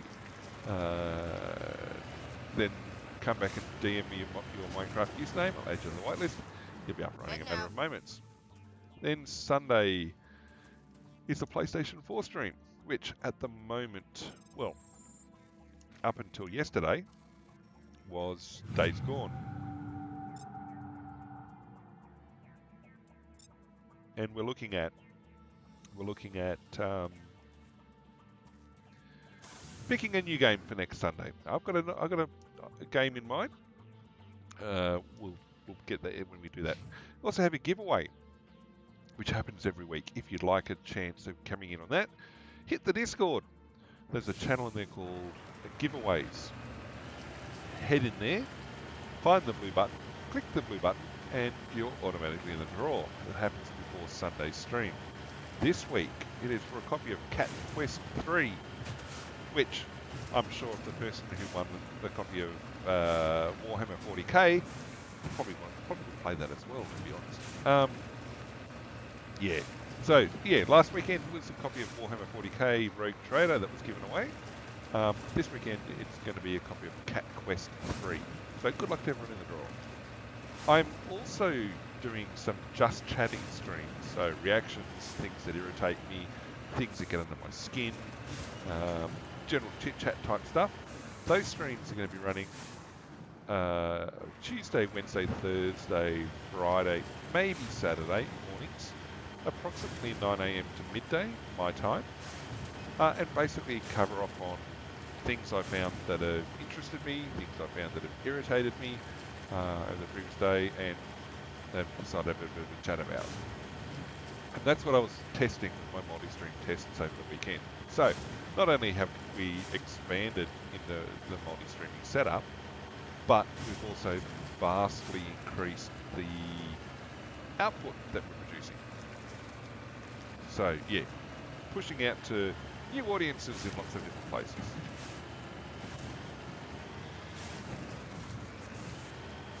But to answer your question, Lord Typer, I have listened to your voice on stream, on those streams. I know when we were chatting through the Minecraft server, everything sounded fine. But that wasn't run through OBS for you. Your stream, again, sounds fine. I mean, there's processing and stuff you can do to strengthen the quality of the stream and stuff like that. So €60 mic. Hell, that's probably. Give me a sec. I need to work out the rate, the exchange rate, euro to Aussie dollars. $100. What did I pay for my mic? Good question. Well, the mic I was using previously, so the one I've got now was a birthday present. A really nice Rode mic that I'd been sort of wishlisted for a couple of years. Finally got one. Thank you to the very, very nice thank you to the person who was very nice to me for my birthday. But before that, not only was the mic I was using, but the arm that was holding it, the mic arm holding it in place and everything else, the entire setup was less than 100 Aussie. So a lot less than your €60. So, I mean, there's some good gear out there for relatively low prices. I mean, there's top quality content producers, streamers, podcasters, etc., who use things like a Yeti mic or a Blue or all sorts of stuff. They're things that you can get like from EB Games and hell, even from the big box supermarkets, shops and stuff. Heading to Those position. things are perfectly fine. Like I was using some Nikon type setup before that. It's like it did the job fairly well. Now, what I've got now does the job extremely well, but unless you're handling the audio at the levels I am before I put everything together, no one's really going to notice. Like, everything's good enough at the moment. Like, unless you're handling and dealing with again, studio quality audio or want the really high quality lossless stuff, yeah, most consumer stuff nowadays is well and truly at the level it's good enough. And see, that's the thing. My stream, me talking on stream, is not through the good mic. I'm doing it through the headset. It's through a HyperX Cloud headset. That isn't a top of the line headset. Like Turtle Beach and even the good Logitech gaming headsets, all far more expensive and everything else. I mean, I think even the Titan, I think call them the titanium headsets, the PlayStation headsets and stuff are supposedly higher quality and everything else. The reason I use this is because it has a USB connection. So it runs the audio over USB. So even then, it's mucking with the audio quality before sending it through. And it does the job well enough. I mean, yeah, there's places where you get odd sounds that you wouldn't get when I'm using the good quality mic, but to be honest, it's good enough for stream. Now, when I'm putting my video content together, publishing the gameplay and stuff, yeah, no. I'm using the good mic and I'm cutting this voice track is goes on like, so when I'm recording the gameplay to hard drive, gameplay, it's multi-tracked. So the game audio goes on one track, and then my voice, blah blah blah blah blah blah, goes on a second track. And then when I import it to the video editor, I just delete that second track because no one needs to hear that. You get to hear the new stuff I talk about. All right, let's go do things. Blam blam blam blam blam blam. Bad things, lots of bad things. Hostile spotted. Go, go, go! Go, go, go.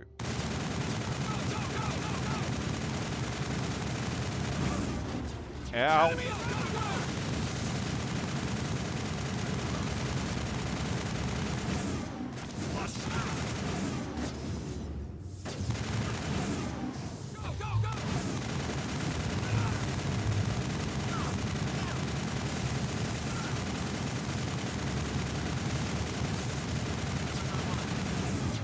Wow, these guys are heavily armed.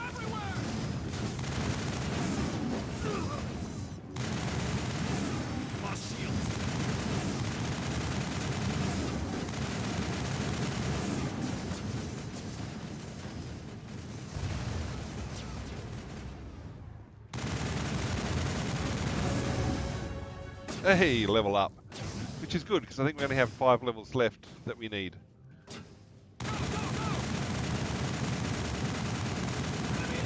Okay, you guys are well armed.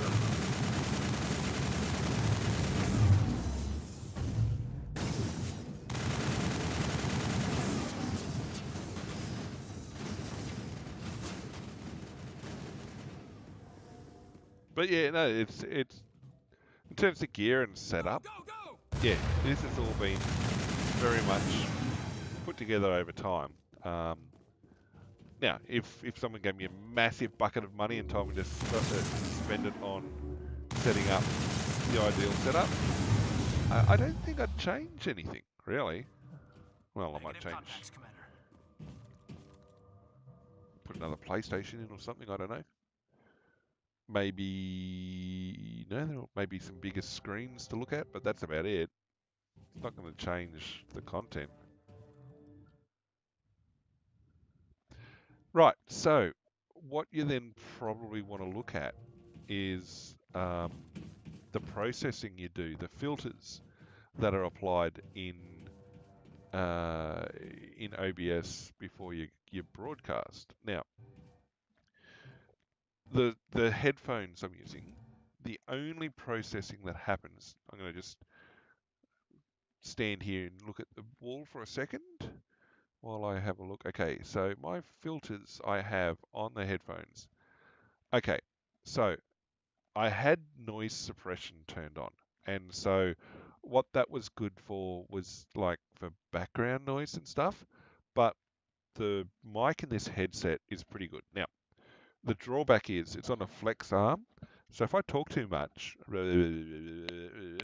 it gets soft because the mic moves away from the mouth. I pretty much have to be kissing the microphone constantly. Whereas when I use the other mic, the good one, I can have my mouth, I'm expected to have my mouth a good 5 or 10 centimeters further back. On this, no, it's got to be brushing my lips constantly or it's too soft.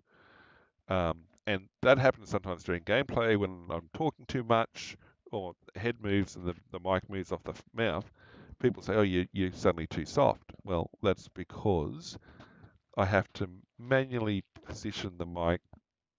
Again, trust me, even even people with good quality, say, aviation headsets, like pilots with Dave Clark's or things like that, they have to constantly keep adjusting their lip mics as well. You keep bumping them. Anyway, so noise suppression I would have normally turned on, but because this mic is pretty reasonable for it, I've turned it off. But what I do have is a 3-band equalizer. So I'm running an equalizer. If you want to write these numbers down, Lord Typer, high band is minus 9.8. Mids are plus 2.3, lows plus 4.7, and that gives a reasonably good. It's not massive amount of processing, but it keeps the voice sounding natural, but accounts for the mic being pretty generic, to be honest. And that's the only processing I do on the mic coming in. Now, the top quality mic that goes via another pathway and goes elsewhere, yeah, there's all sorts of processing and level sets. Well, because I've got complete and utter control over the audio in it. There's all sorts of levels and things I can set on that, and so I have. I mean, so you can sound very, very flat. So yeah, how you sound then to yourself and other people is determined by what processing you do to it, and try and keeping it relatively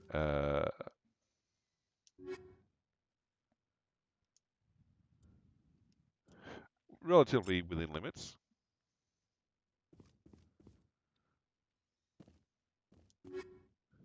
Okay, I've got that already.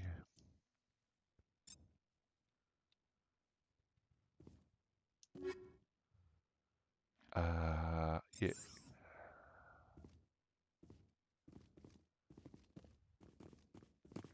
Right, when we get back to the ship, I definitely have to go to the...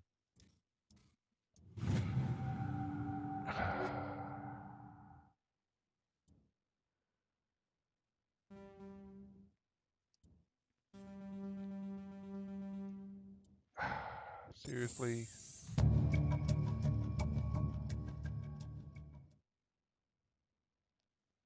Oh! I've just solved Rex's problem.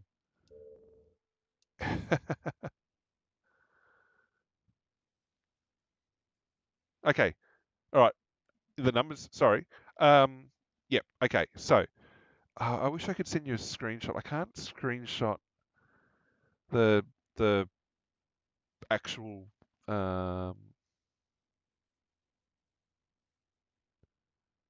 maybe I can. Give me a second. Anyway, so it's one of the built-in filters called 3-band equalizer, and I've got that running on the headset. And so the high band is set minus 9.8, mid band set plus 2.3, and the lows are set to plus 4.7, and that's dB. Right, okay, so let's see if I can...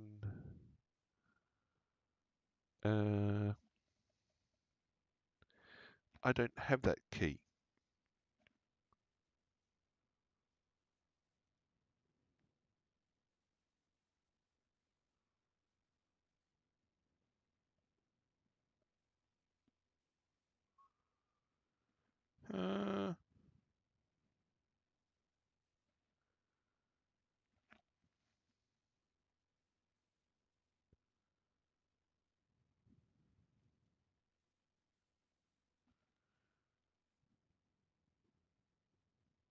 Now, if I had a full keyboard, I could do it. Yeah, so I find that works well because of the mic, the way it sounds. Now, the other filter that I used to have, but I turned off when I changed to using the headset mic, is the noise suppression filter and set to the RN noise method, and that is reasonably good.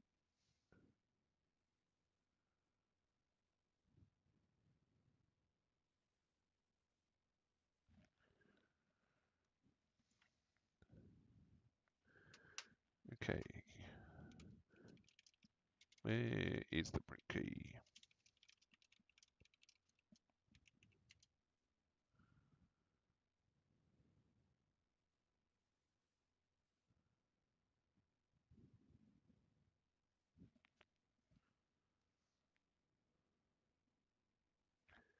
I don't have an insert. Right. Give me 2 seconds. I should have it. I mean, it's right there. But okay, check equipment. I've got tons of equipment. Yep, fine. Fine. Omni, yes. Omni, yes. Omni, yes. Ah, Guardian X.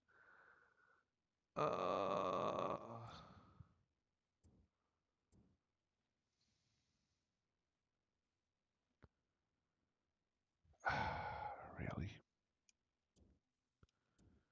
Well, that's my fault for doing that.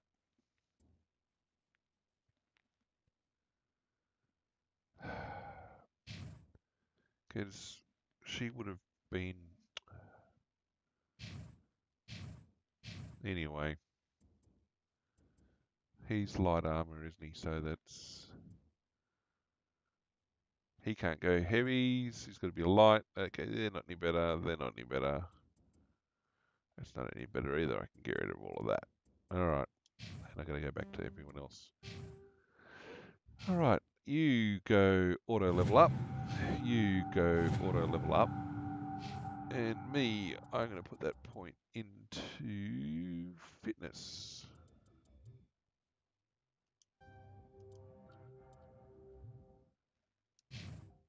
So what was a 56? Four more levels. 4 more levels. All right. So let's get out of here. Yeah, sure, not a problem, mate. I can certainly give it a shot. Be running at least another hour. You know, you can set.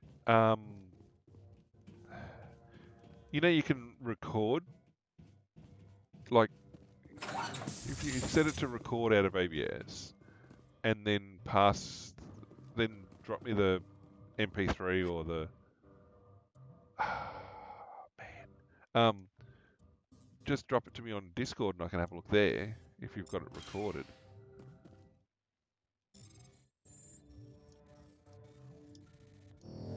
Ah, damn it.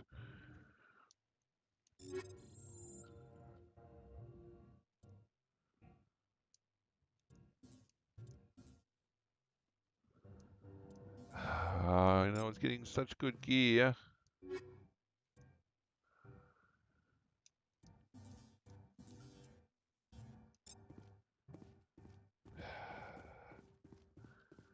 Yeah, well, I'm not backtracking, that's for sure.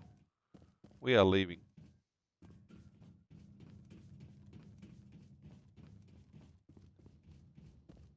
It's it's almost like playing Borderlands, where you just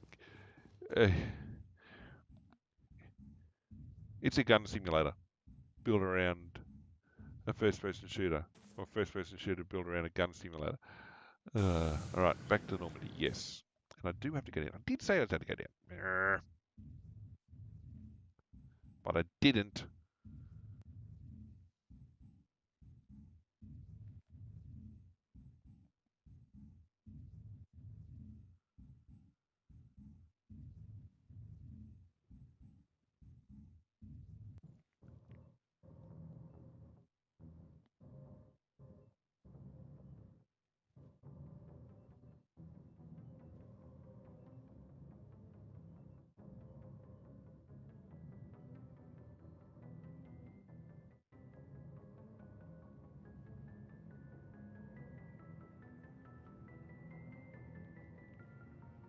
No, I haven't played.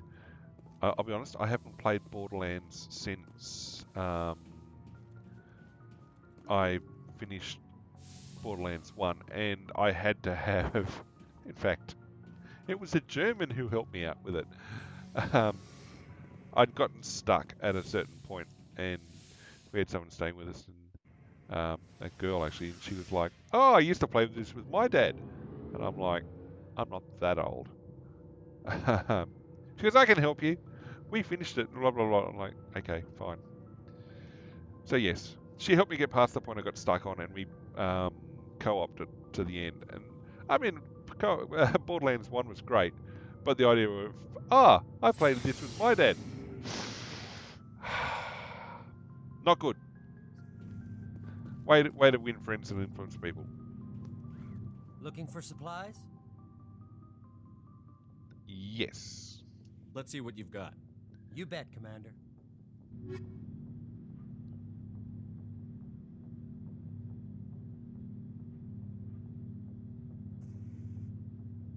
Actually, turns out I can't take a screenshot with my keyboard.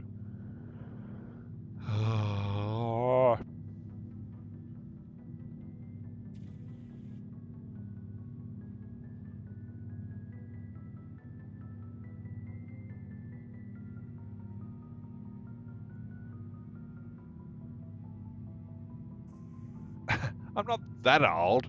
Do you know when the Emu War took place?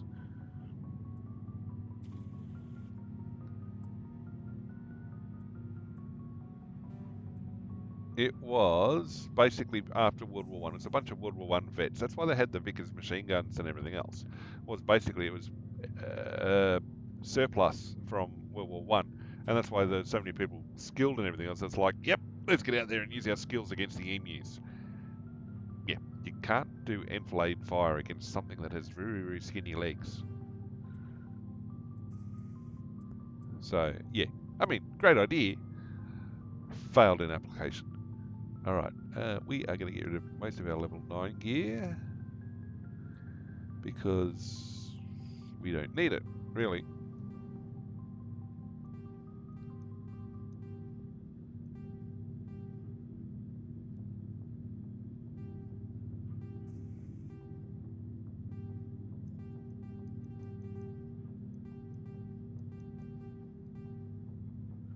I think I have XO 10.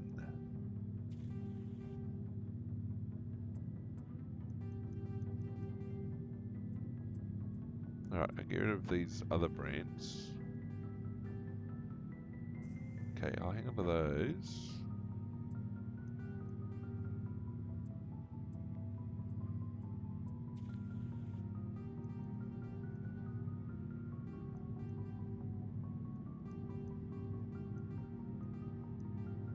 Okay, medium. I don't know.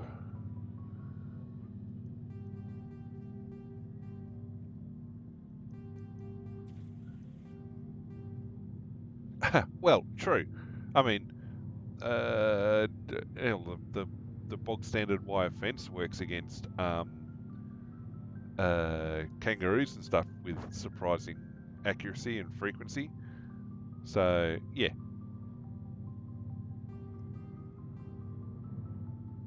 I didn't want to do that. Maybe I did.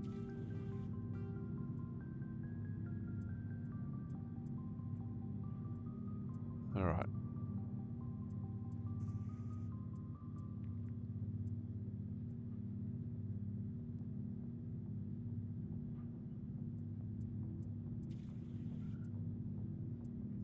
Kinetic exit. I'm not sure what we've got.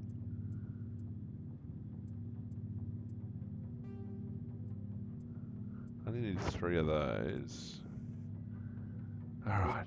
That should be better. I sold a whole bunch of stuff. Now, Garrus should have... Good to see you. You've been with CSEC a while. Have you seen much action? Well, not as much as you, but yeah, I've seen some interesting things. What? Kangaroo? Emu? What are we talking about? I'll bet you have. Must be old. My brain's going. I remember this Solarian geneticist I was sent to investigate. No, don't think you do. Disturbing.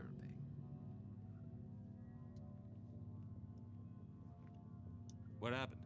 Why were you investigating them? I was tasked with tracking black market trade on the Citadel. Most of it harmless, nothing I needed to pursue. But during the course of my investigation, I noticed an increase in the trade of body parts, organs mostly. We usually get a few of those, but not the numbers I was seeing. We weren't sure if there was a new black market lab or if some freak was harvesting organs from citizens.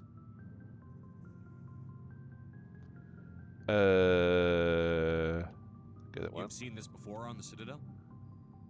Every so Not often, some bounties lab as sells such. They off organs harvest from the black market. wild ones. I mean, They're not as bad as the site. sometimes I remember this one the Elcor wild diplomat populations we get caught out in of my first hand, year and so on the they get job. He was hacking people up and selling their organs. well, The people get station in a bit of a panic.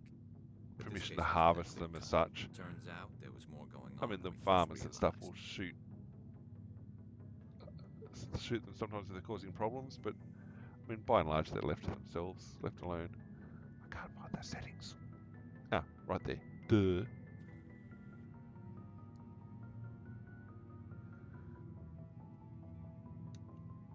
So how did you figure out what was happening? I don't know. First, we got a I hold mean, of a sample and ran you're talking DNA about tests. years ago for The weird bounties thing on some was, animals. The match led us to a Turian who was still alive and was very convinced he'd never lost his liver. Yes.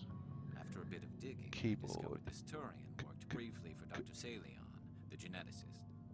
So we went to his lab hoping to find evidence of cloned organ development, but there was nothing. No Salarian hearts, no Turian livers, not one Krogan testicle.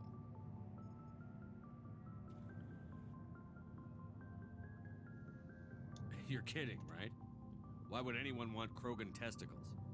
Some Krogan believe that testicle transplants can increase their virility, counteract the effects of the genophage. It doesn't work, but that doesn't stop them from buying.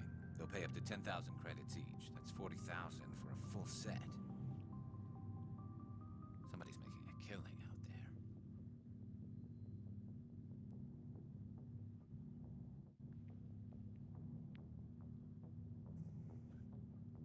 there. What did you do about the geneticist? I brought in some of his employees for interrogation. Doesn't quite work like See that. if I could get them to talk. While I was interviewing one of them, I came across something suspicious. Yeah?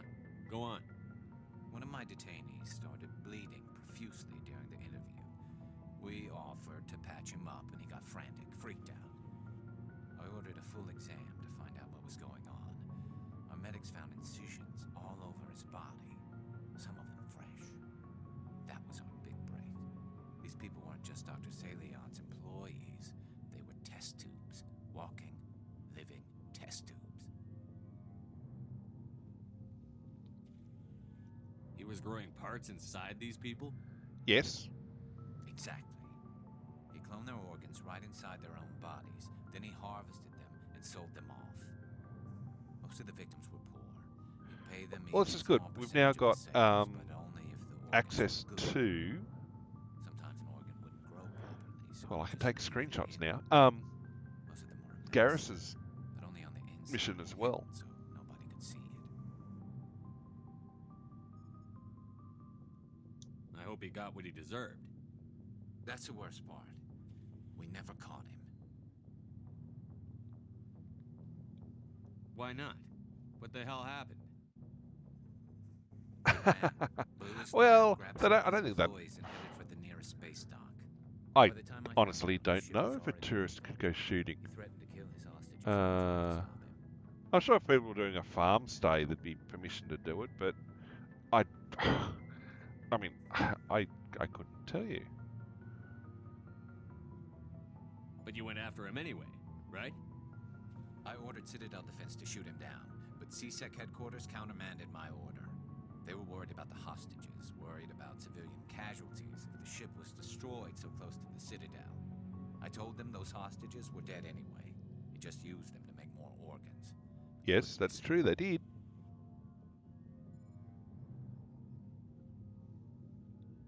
No wonder you hated it there. Those idiots just let him fly away. Yes, they did. I went to Palin and told him what I thought of him and his policies. He said if I didn't like it, I could quit. Well, I almost did. All they had to do was disable that ship, stop him from running, Maybe the hostages die, maybe they don't, but at least we stopped the bastard responsible for it all. A few casualties is a small price to pay to stop someone like that. Yeah, exactly. I mean, those hostages might be wishing they'd died by now anyway. Just wish I could have stopped him. That's all. Do you have any idea what happened to Dr. Salion? I sent out feelers from time to time, hoping to find something. I thought I'd found him a while back. He changed ships and changed his name to Dr. Hart, his idea of a joke, I guess. I told the military, but they weren't convinced it was him. I got the transponder frequency for his new ship, but I just can't get anyone to check it out. I'll check out the coordinates when I get a chance. I was hoping you'd say that. But Commander, take me with you when you go. If it's Salion, I want to be there when you find him. No, no, no, no, no, no, no, no, no. You do not get to be there when I find them. But, good try. So, we've got Saren on the run.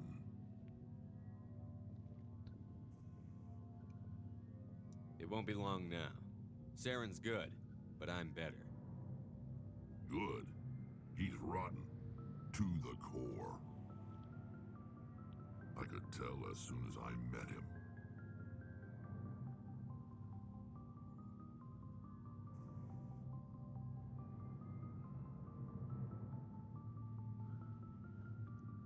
Why didn't you tell me this sooner? I would have if I thought it was important. Well, it is. I'll decide what's important. Now tell me how you know Saren. This was a while ago. A bunch of mercs were bragging about a job out near the edges of the Terminus systems. They said it paid well and the boss was never around to ride them. They said he was looking for more men, too. So I checked it out.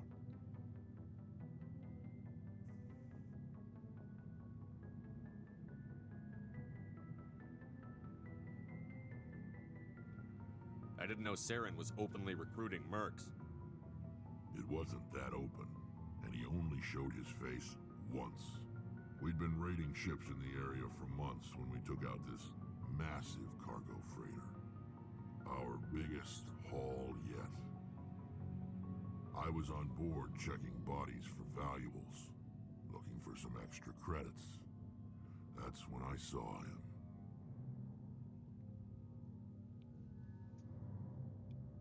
What did Saren want with the ship? I don't know what he wanted. He was just moving through the ship, watching. A couple of the mercs called him by name, but he never spoke to them. Never spoke to anyone. I had a really bad feeling about him, so I got the hell out. Didn't even wait to get paid. What kind of cargo was the freighter carrying? What was Saren after? I don't know. All I saw on that ship was food and medical supplies. There were some basic weapons, but nothing big. If there was anything of value on that ship, I didn't see it. That's why I didn't mention it sooner. Whose ship was it? There was a Volus trading vessel. Big one. Lots of guards. But they were no match for us. That's the only time you saw him? Yeah. Didn't even know who he was. Still wouldn't if I hadn't joined up with you. But my instincts were right. Every other merc on that mission turned up dead within a week. Every damn one. Are your people really dying? Oh, you already had this We're question. sure not getting any stronger. We're too spread out. None of us are interested in staying in our own system.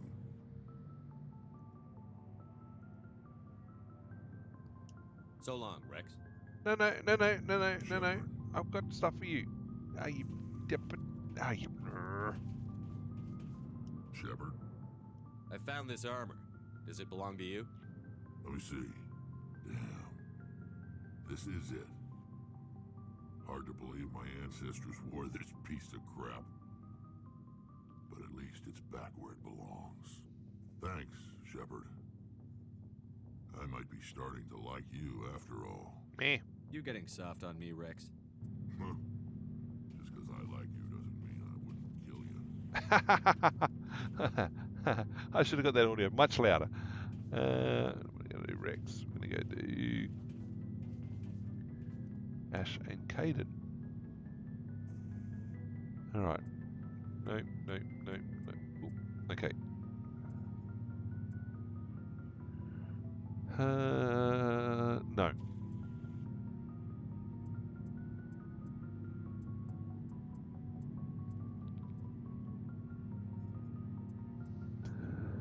I could, but I'm not happy with that.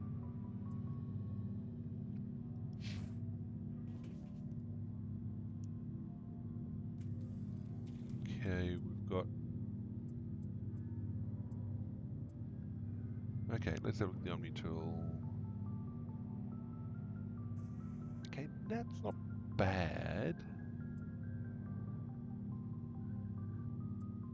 Okay, body cam. I don't know that we're going to get much better.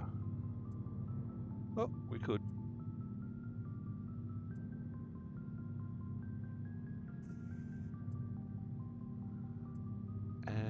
Now on a Savant, like 9. I don't know if they're going to get one, but.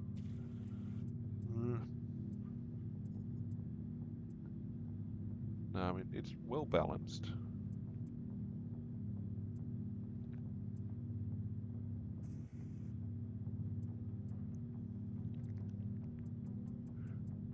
Right, well, I can go sell off that other stuff then, the body cams and the Omni tools and Looking for supplies? the remaining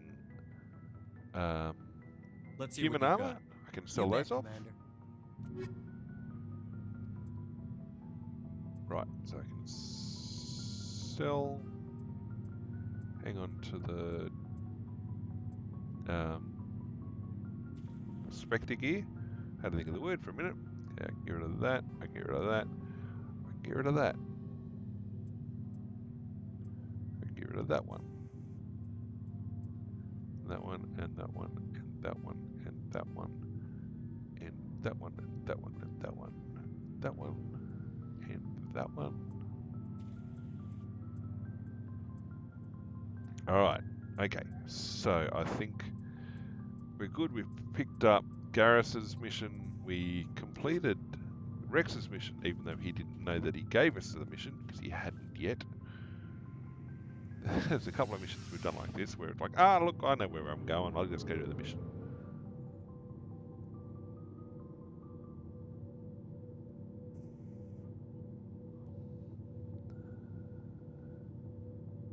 So I do have the ability to take screenshots now, but I can't paste them in just yet, and I don't want to muck with the stream. So look, I'll resolve it, and if you come back on stream at another point, Lord Typer, just remember to ask me about the streaming setup, and I should be able to then show you, put a screenshot up on the OBS and show you what it is actually doing. Okay, Dr. Salion. Okay, I haven't gone to Kepler.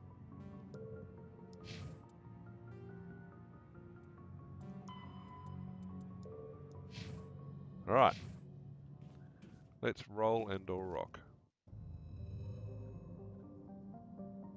Oh, and I gotta go do the meetup too. Okay, so we're there. We're there. Argus, roll. Roll your boot. Okay, we've got that to go to. We'll go there.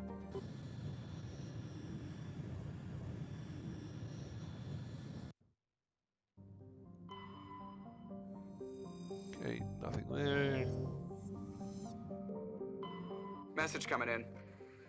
Patching it through. General distress call from the Sacred Angel Medical Transport. Critical system failure. Losing power. Emergency landing. Argos. Communications failing. Life support and emergency transponder. Won't last. Please hurry.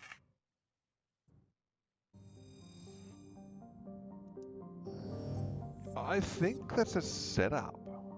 Vague recollections. But we'll go in anyway and blast our way through.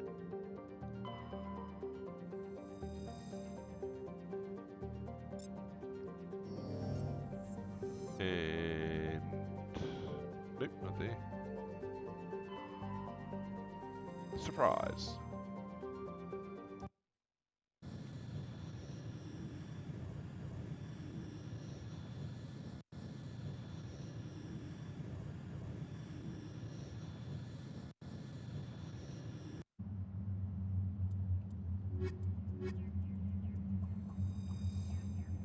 Yep, no, we're good.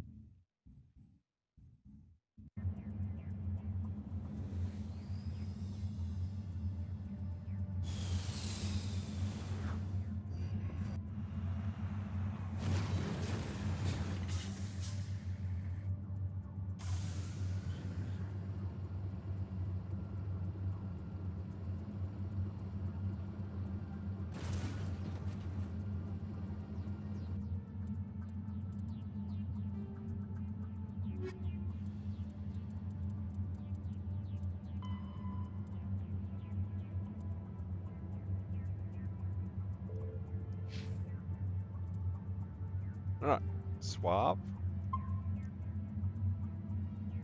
And let's go see what's there.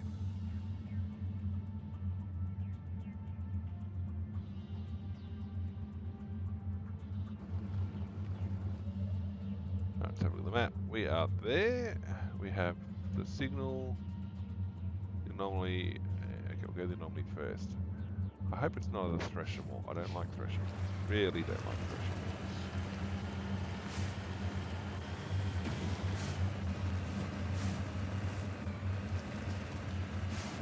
Now, even though we've only got 4 odd levels to go to get to our level 60 and max level, the XP to get, I mean, what are we now? 56.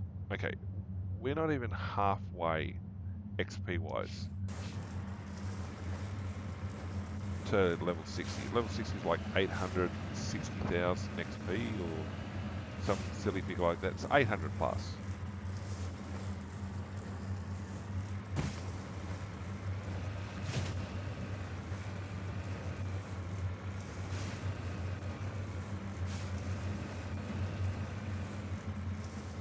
Up we go. Come on, come on, come on, come on, come on, come on. Don't stop, don't stop.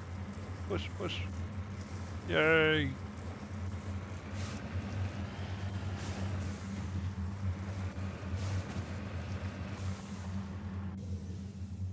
Ow. Bernie, Bernie, Bernie, Bernie, Bernie.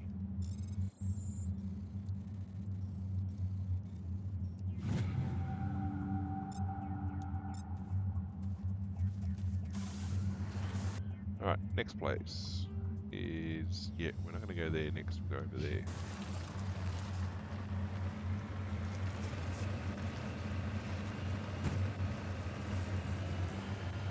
So we're going to have to do like all of these side missions again if we hit insanity mode, because Liara, I think I got to do 50 missions with her, and she's you can't get her for at least 5 missions. Like I've worked to try to hear how fast I could pick her up. 5 missions. I've got to do 5 missions before I can get her.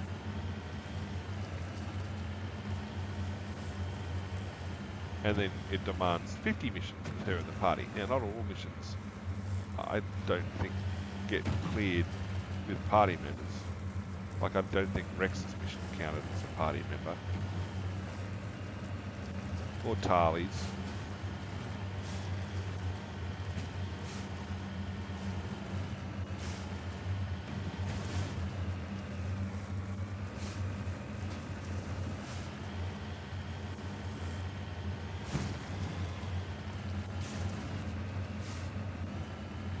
Alright, down here, other side.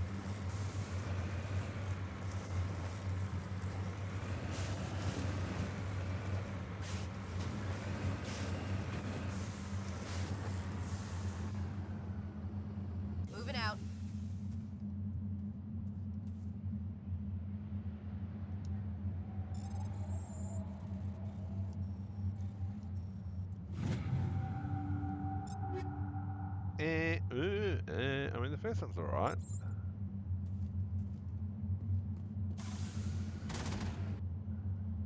Okay, now we want to come in here for that. And presumably any ore we find along the way.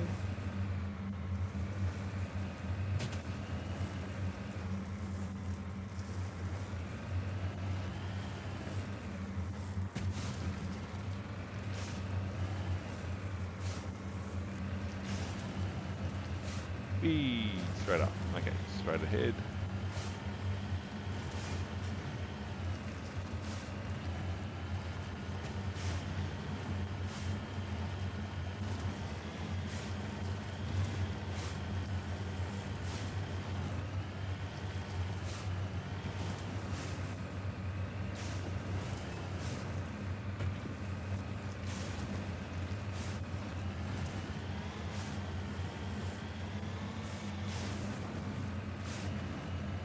Alright, I see an ore body.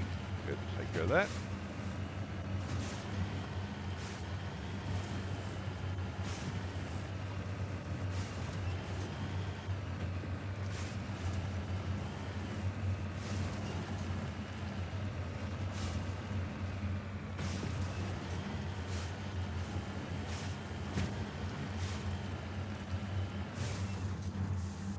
Securing point.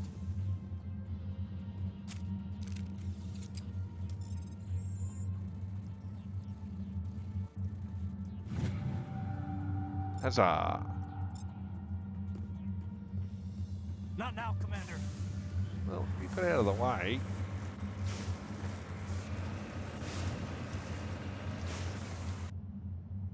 Gonna save, because who knows what we're about to hit.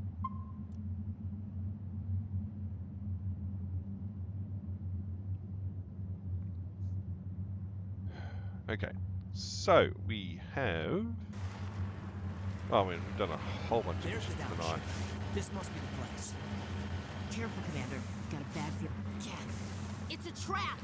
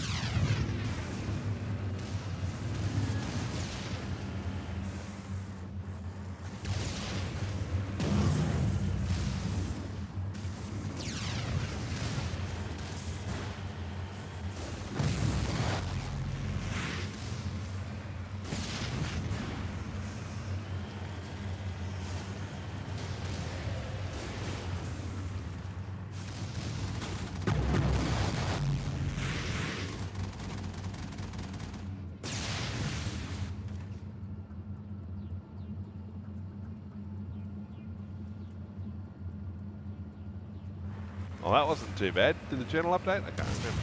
Oh, what? Is that me?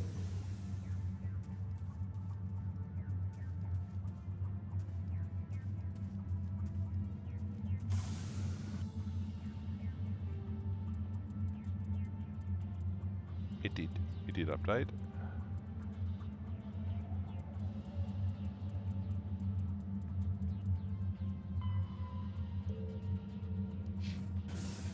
Right.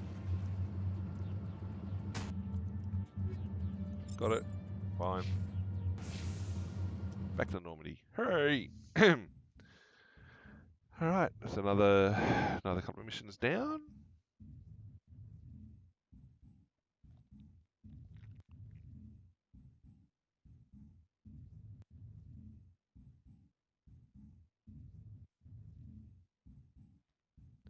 Now, I could, once I pop the number of missions for these guys, I could turn and run. Yeah, no, we are not halfway.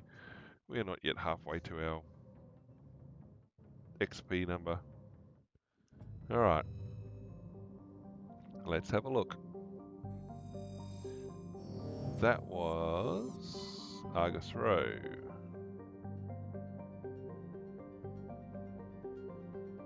And we did do Phoenix first. Okay, so we did that. We've done that. Next we're up, we're going to go Voyager Cluster. We're going to ignore Atticus. We're going to ignore Ferris and Navaria till later. We'll do Ferris next. And then we'll do those three. So over here to Voyager Cluster. Yangtze or Amazon.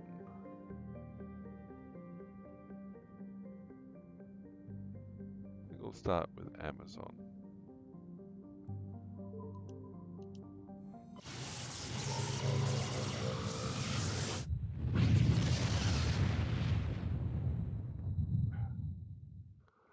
Commander, incoming signal from 5th Fleet HQ on the Citadel.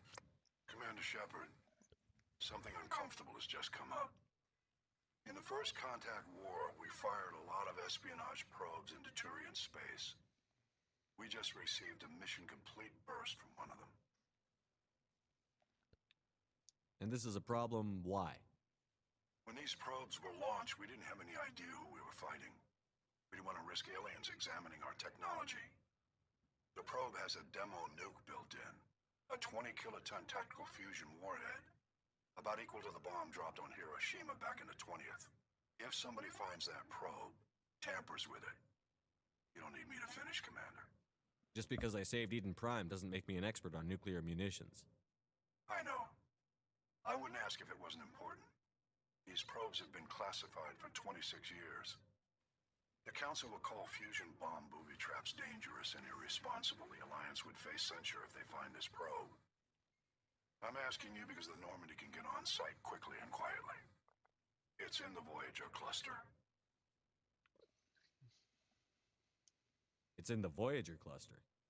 That's the opposite side of the Alliance from Turian space. How did it get there? I don't know. It's possible someone recovered it safely and brought it there. It's also possible it got very badly lost. It could have been wandering the relay network since the war.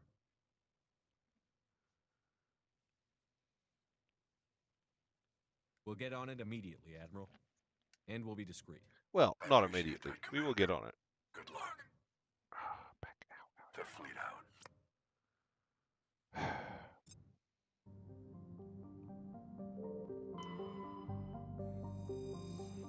Yeah, not yet. We're gonna go.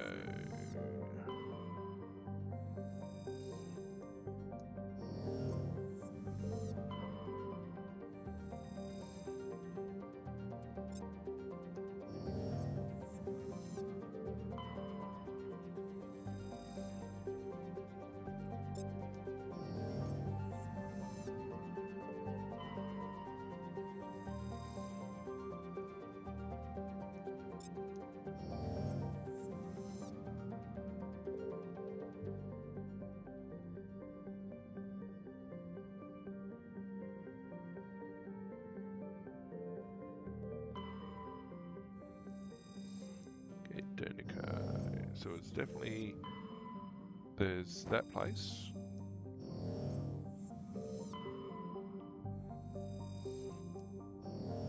It was only the one, wasn't it? It was only the one.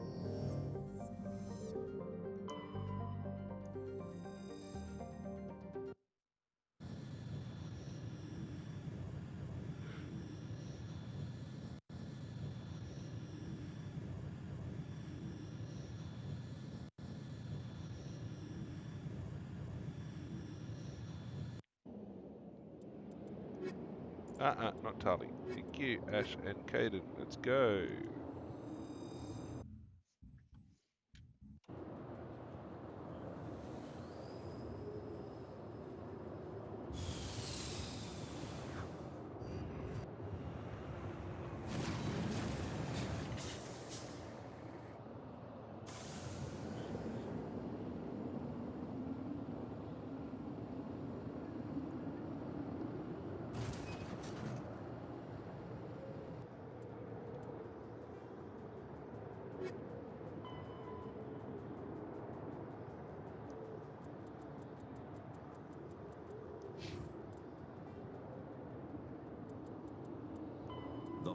The Humanity's first contact with an alien race occurred in 2157.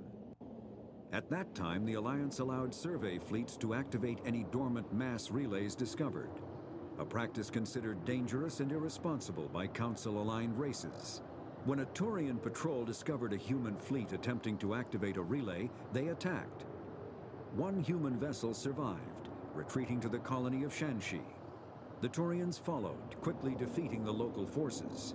Shanxi was occupied, the first and to date only human world to be conquered by an alien species.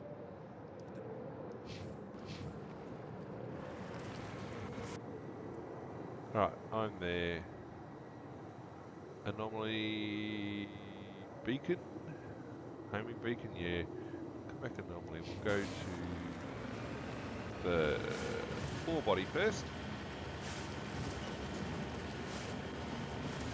Alright, so look at the time. It's coming up at 11:30 my time. So we're going to be finishing up certainly within the next half hour. I'd like to think we could clear this system, go to the next one, and land there. If not, at least survey everything and do everything we can in that system, and then basically call it at that point. If we do have to land and there's some other activity over in that other part of the system, then basically we'll land, but we won't finish. In fact, yeah, we won't have time to do that, I don't think.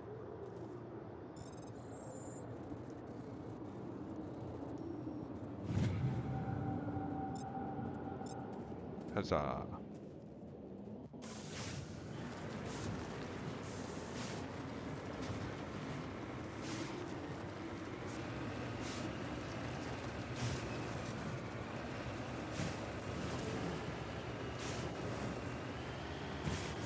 Ow, ow, ow, ow, ow.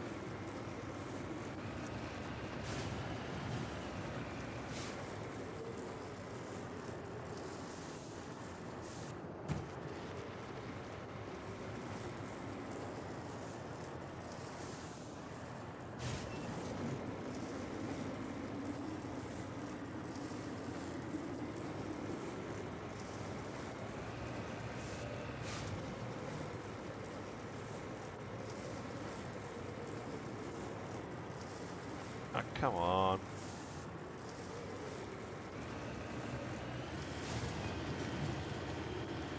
Got over it in the first place.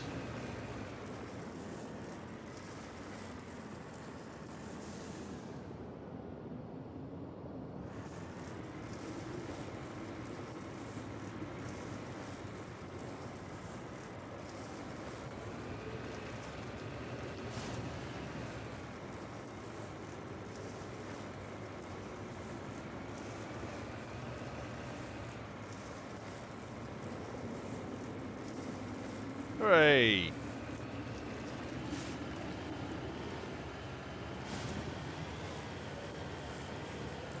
I mean, there's probably better ways to drive than direct line, but eh. It's like climbing mountains in Skyrim. Sure, there's a better way up than the direct path, but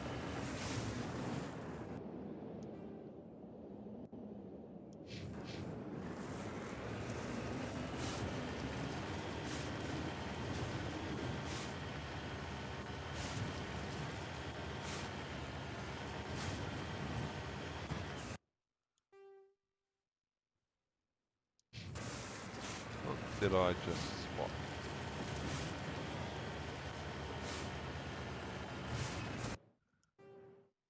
Yeah, that's not on the map. Hello, other anomaly.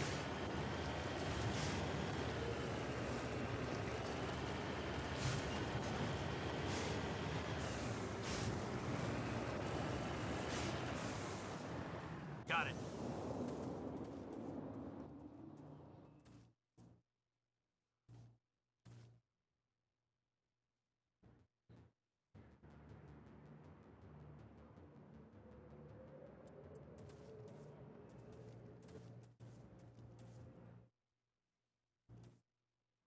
Alright, well that didn't add to anything.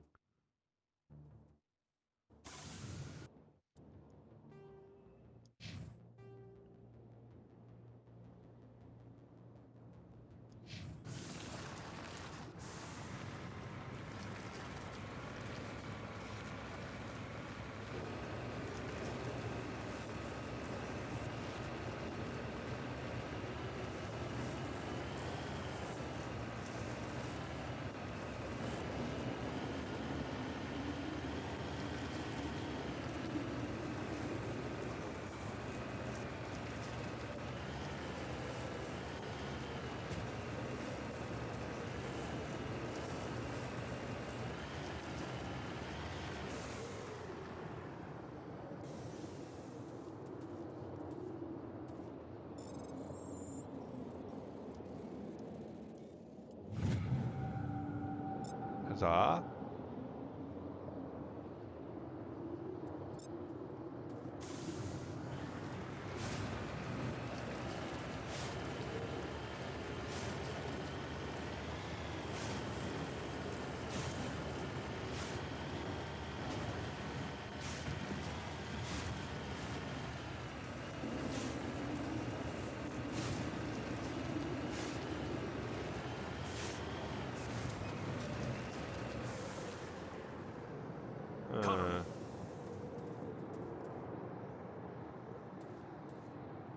Yeah, that doesn't fill me with confidence, I don't think.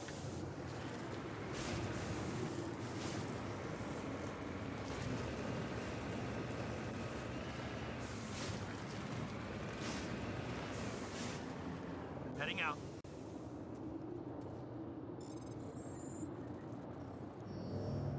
What? I didn't. That. What? Yeah.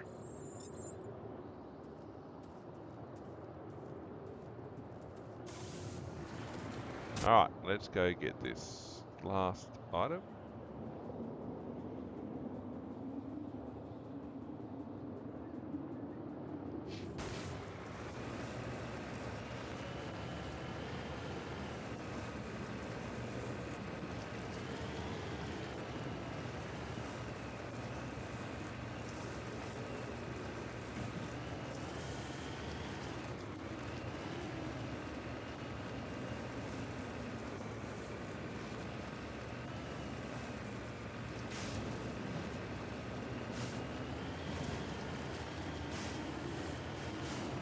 Giddy up.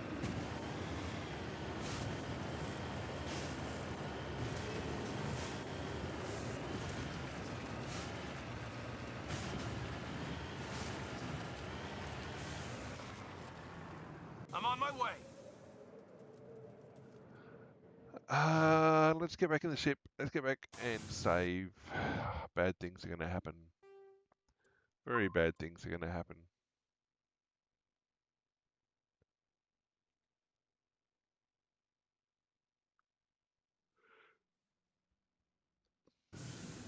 Securing point.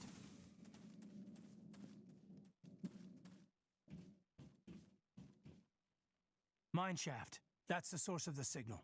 Smells like ambush, Commander. I agree. This thing didn't crash. Somebody moved it here.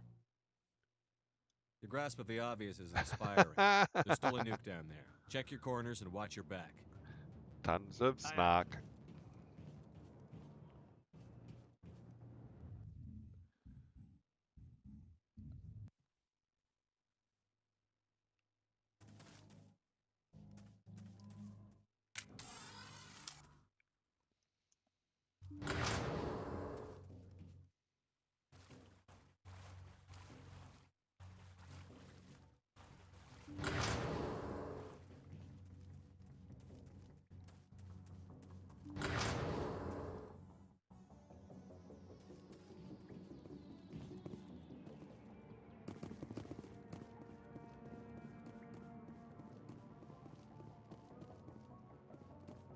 You guys wouldn't follow me so closely.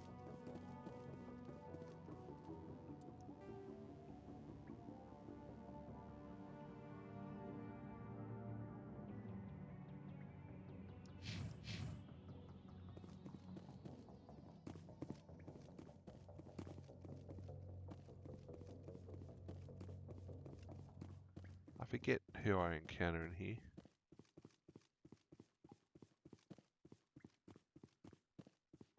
There's an ambush down there, I think.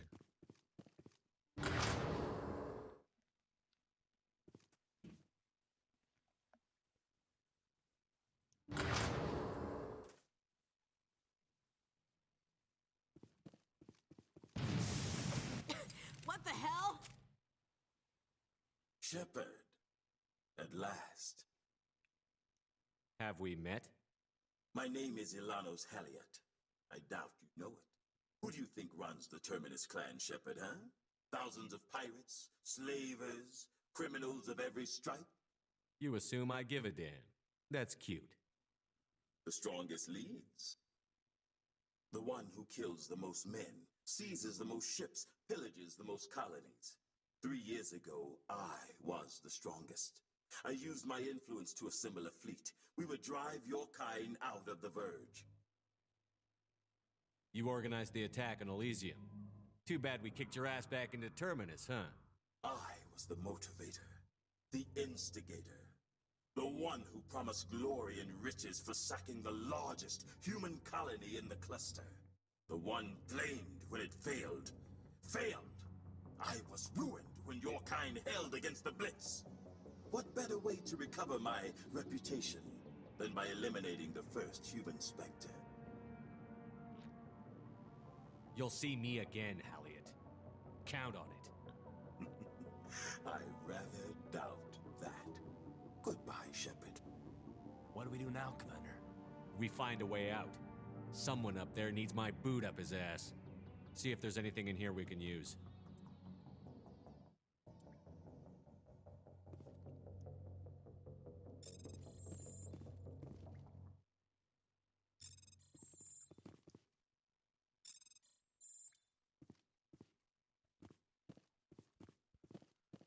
I think I manually disabled it last time.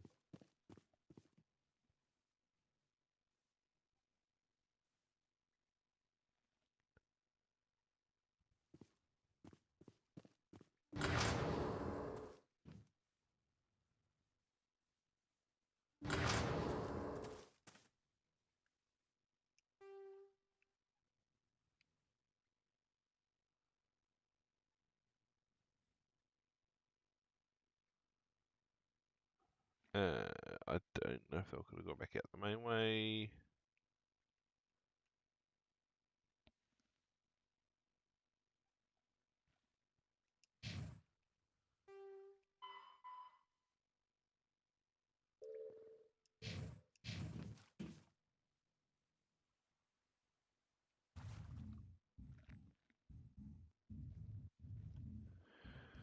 Right, time to see where we go from here.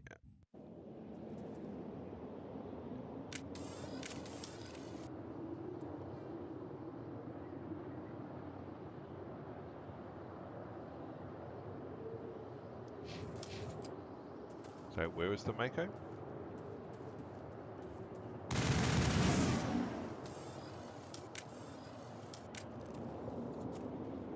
Ah.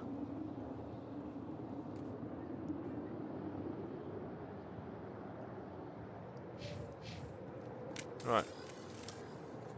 Eat space lead.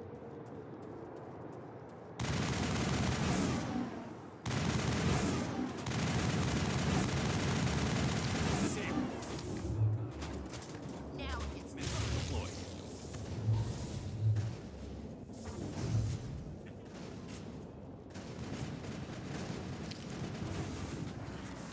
I'm on it.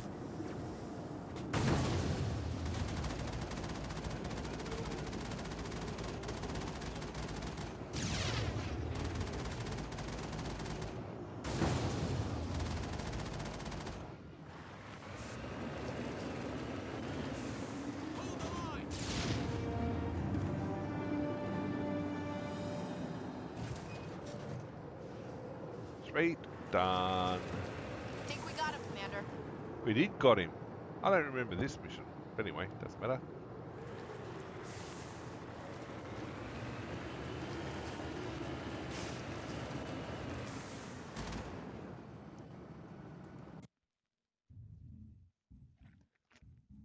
I used up 300 of that stuff. I guess I can get some more as I go through.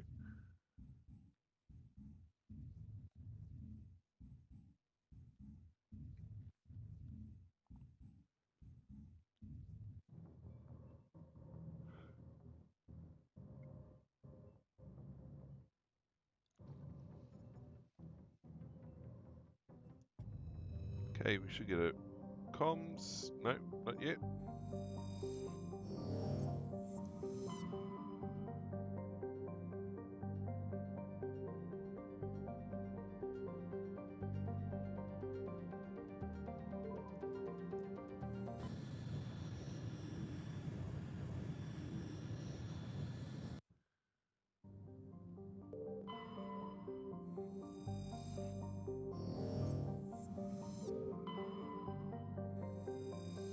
Alright, there is something in this system. I can't remember what it's for.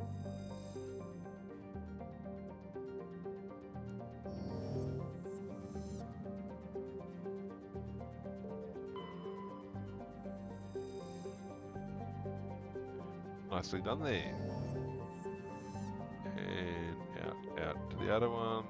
Survey that as well. Nicely done.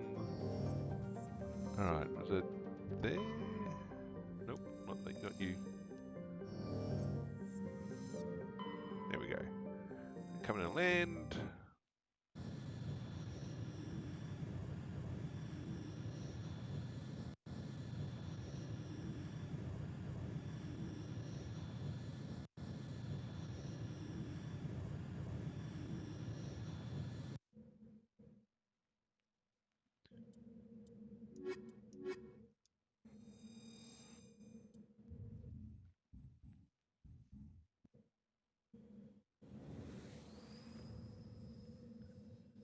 Alright, so like I said, we'll clear this planet and then save and call it a night at that point. It's been pretty good. We will be back in the morning. So, yeah, not like we're completely done. I mean, just done for tonight. Let's have a look. Map. What do you... Research. Anomaly. Debris. Research. Okay, we're gonna go that way first. But first... Oh, this is the... Yeah...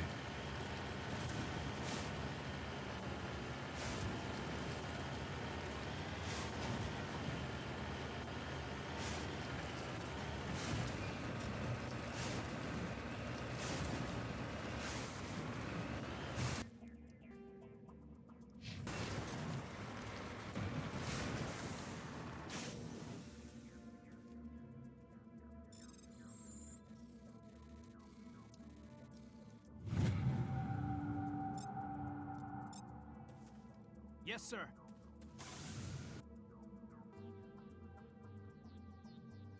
Fine, I may as well go up here first.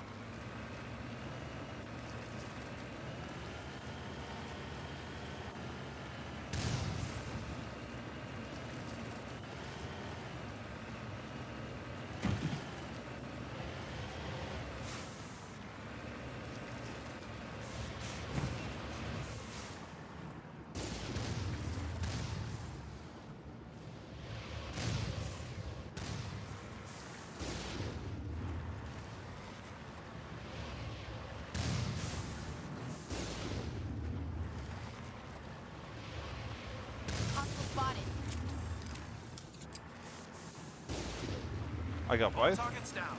Ah, nicely done. Cover me.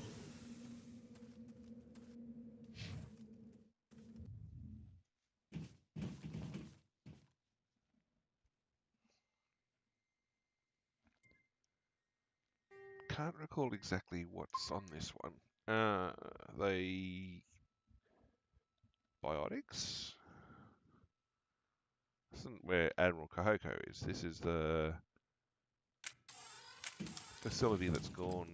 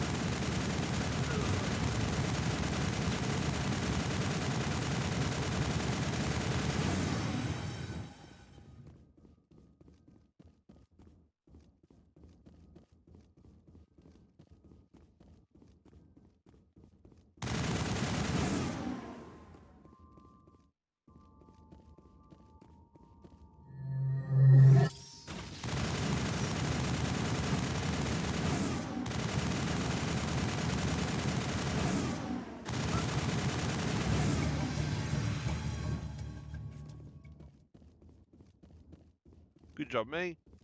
Looks like Cerberus has other bases on this world, Commander. It does.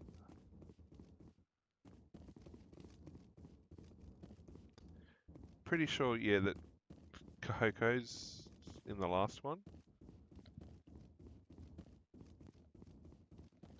I don't think I've jumped ahead.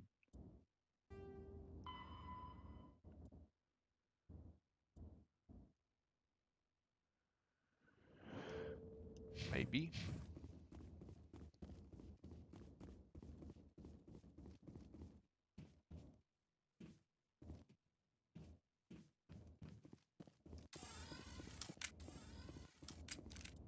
Actually, go new equipment.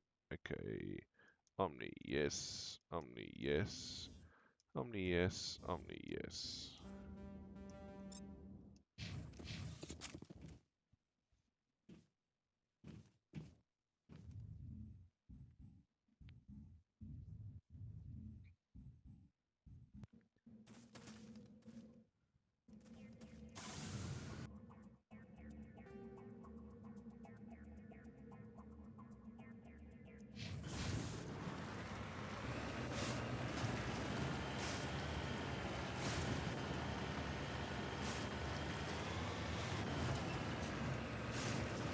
So I'll end up at the debris.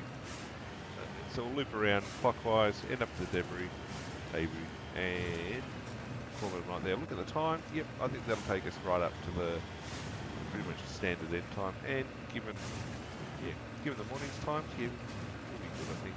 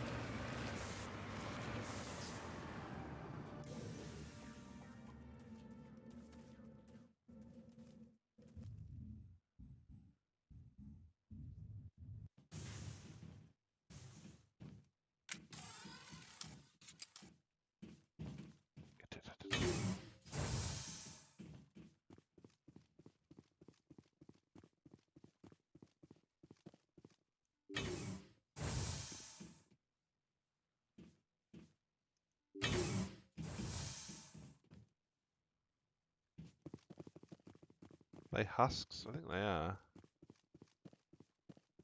Go, go,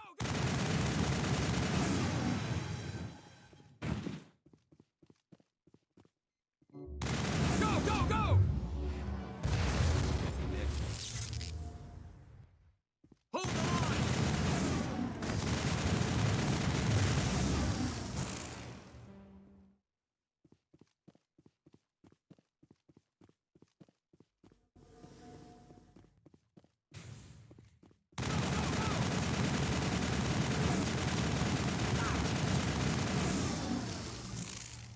You deserve that.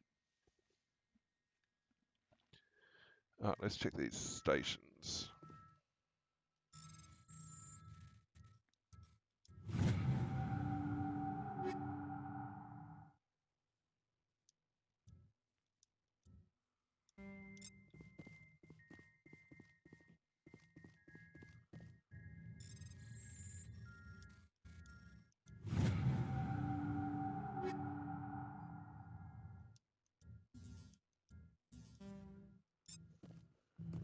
Okay, that gives me extra XP every time, so of course it's worthwhile opening.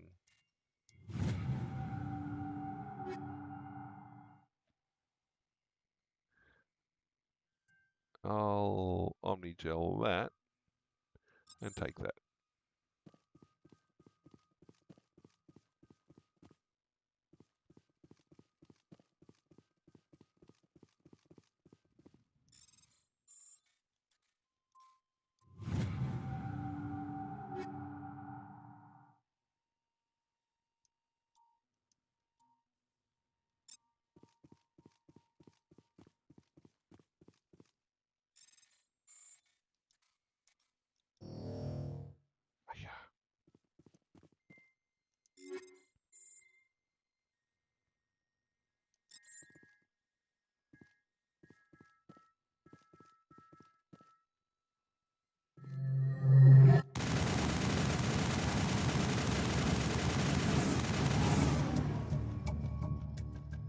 I wonder what monstrosity Cerberus has been cooking up at the next base.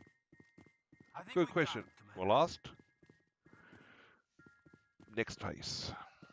So yes, it is Kahoko. I think we've jumped the gun a little.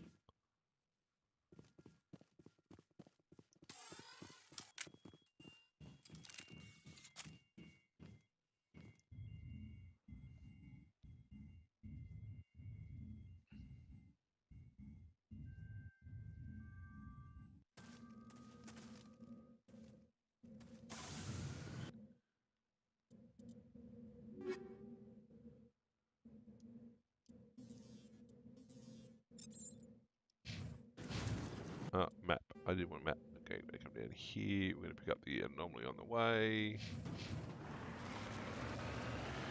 We go to the research site. And when that's done, we're going to hit the anomaly. That's it.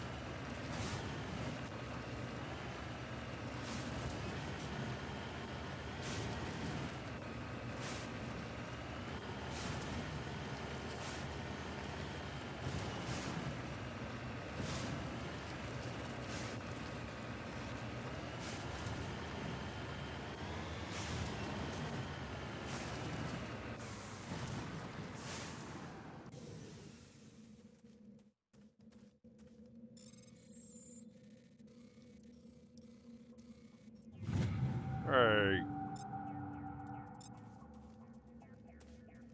Yeah, wait.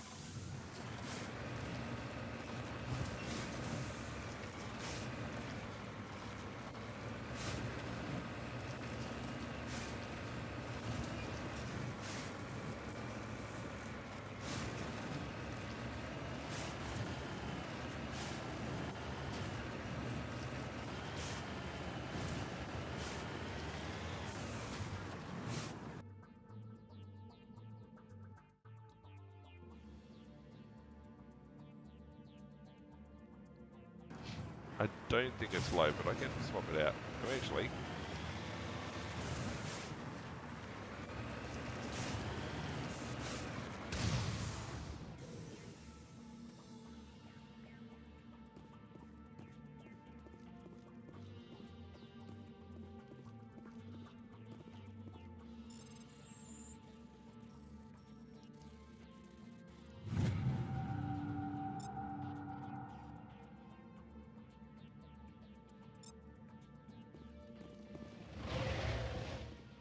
Ah, that explains why things went boom.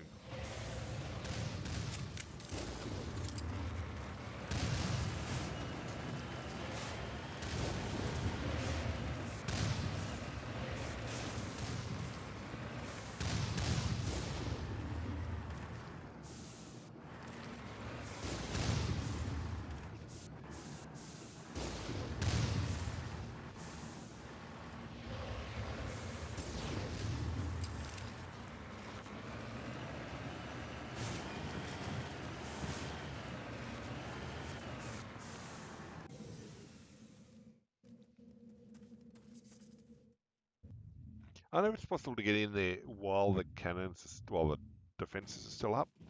I mean, it's well, could be possible.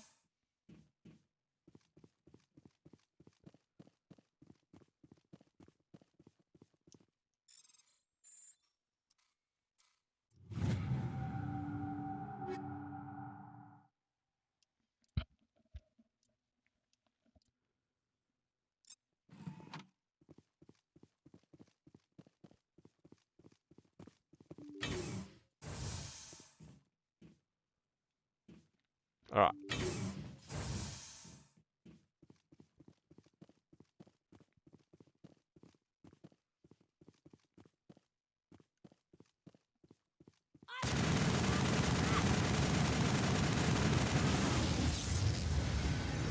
Won't get me next time. You must die! I will destroy you!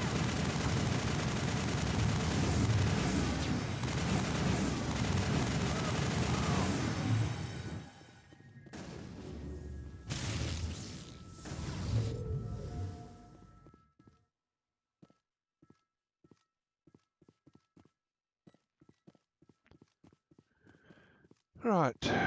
Yep, one bad guy left, one bad thing left.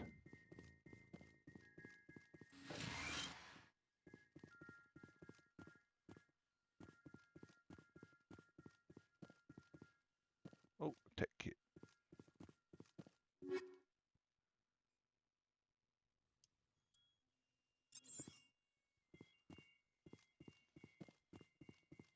You ready? Go. Ready? Go. Yokahoku that much. Think we got him, Commander.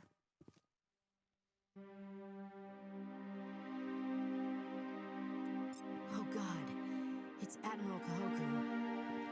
Cerberus must have tracked him down.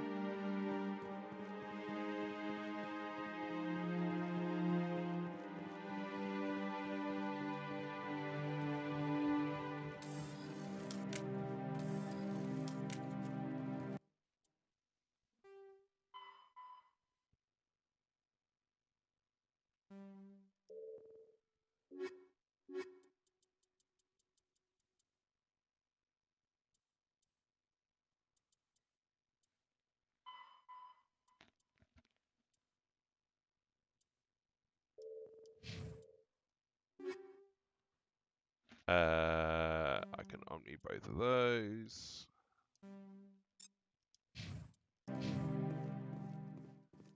All right. Next stop is going to be the debris, and then we're going to call it call it a night.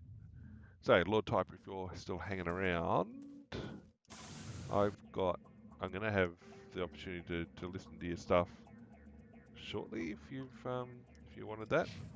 Otherwise, keep it in mind, and I'll try and catch it at another point.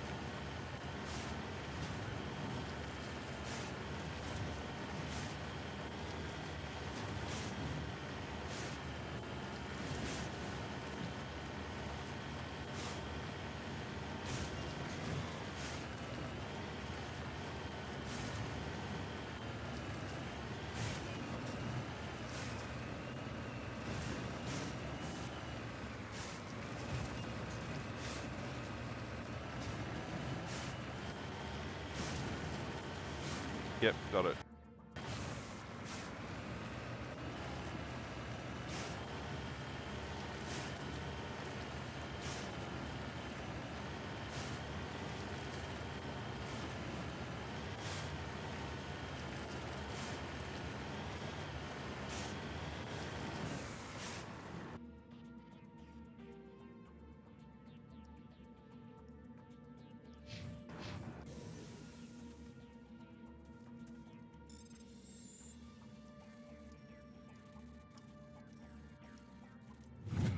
Well, that's a bit more complicated.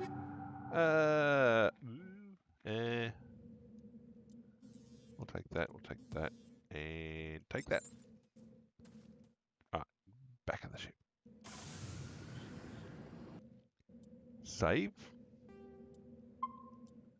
and then we're going to call it a night. So again, Lord Typer, if you are there, I should be ready to be able to do something to listen to your mic setup. Otherwise, I'm going to drop him in a chat.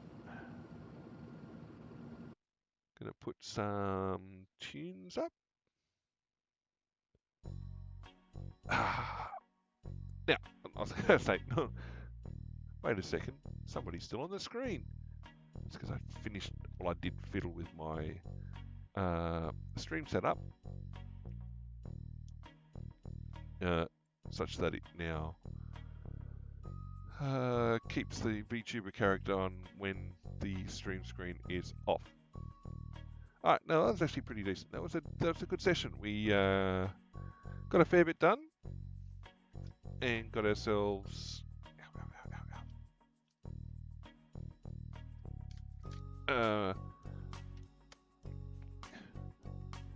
knocked over a whole bunch of missions, which is always the important thing.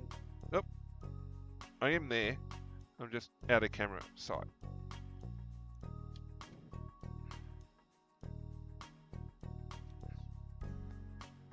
Yep, there we go. Charging properly, I think.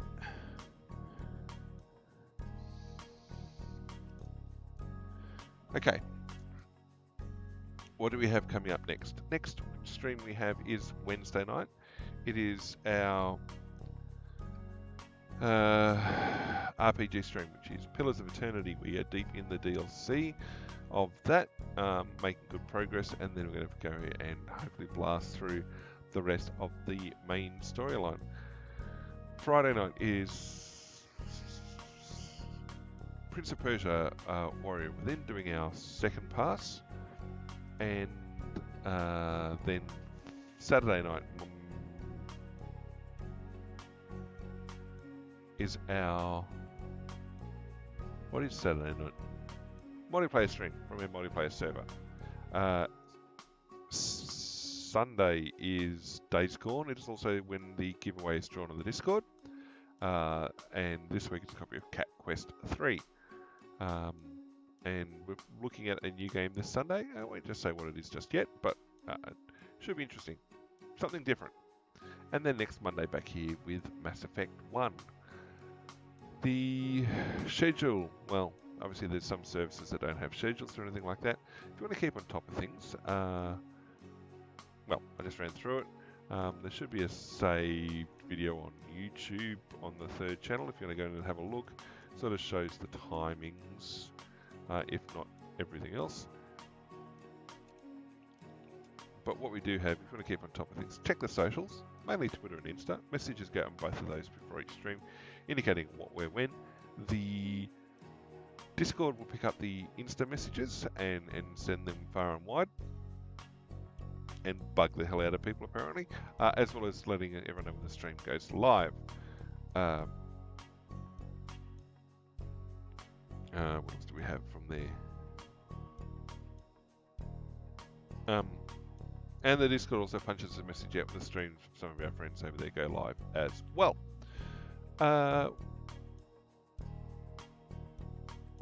Yeah, so if you keep on top of it, that's probably the place to check everything out.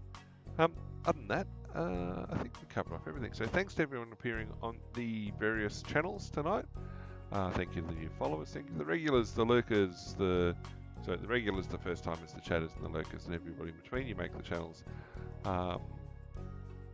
very much worthwhile to be around, be on. So it's a very good night from me to all of you. Before I go, we do have other streams. Tomorrow morning is the things that have been bugging me stream. Well, things I found that are annoying. No, things that I found look at. 9 AM. So that's in 9 hours.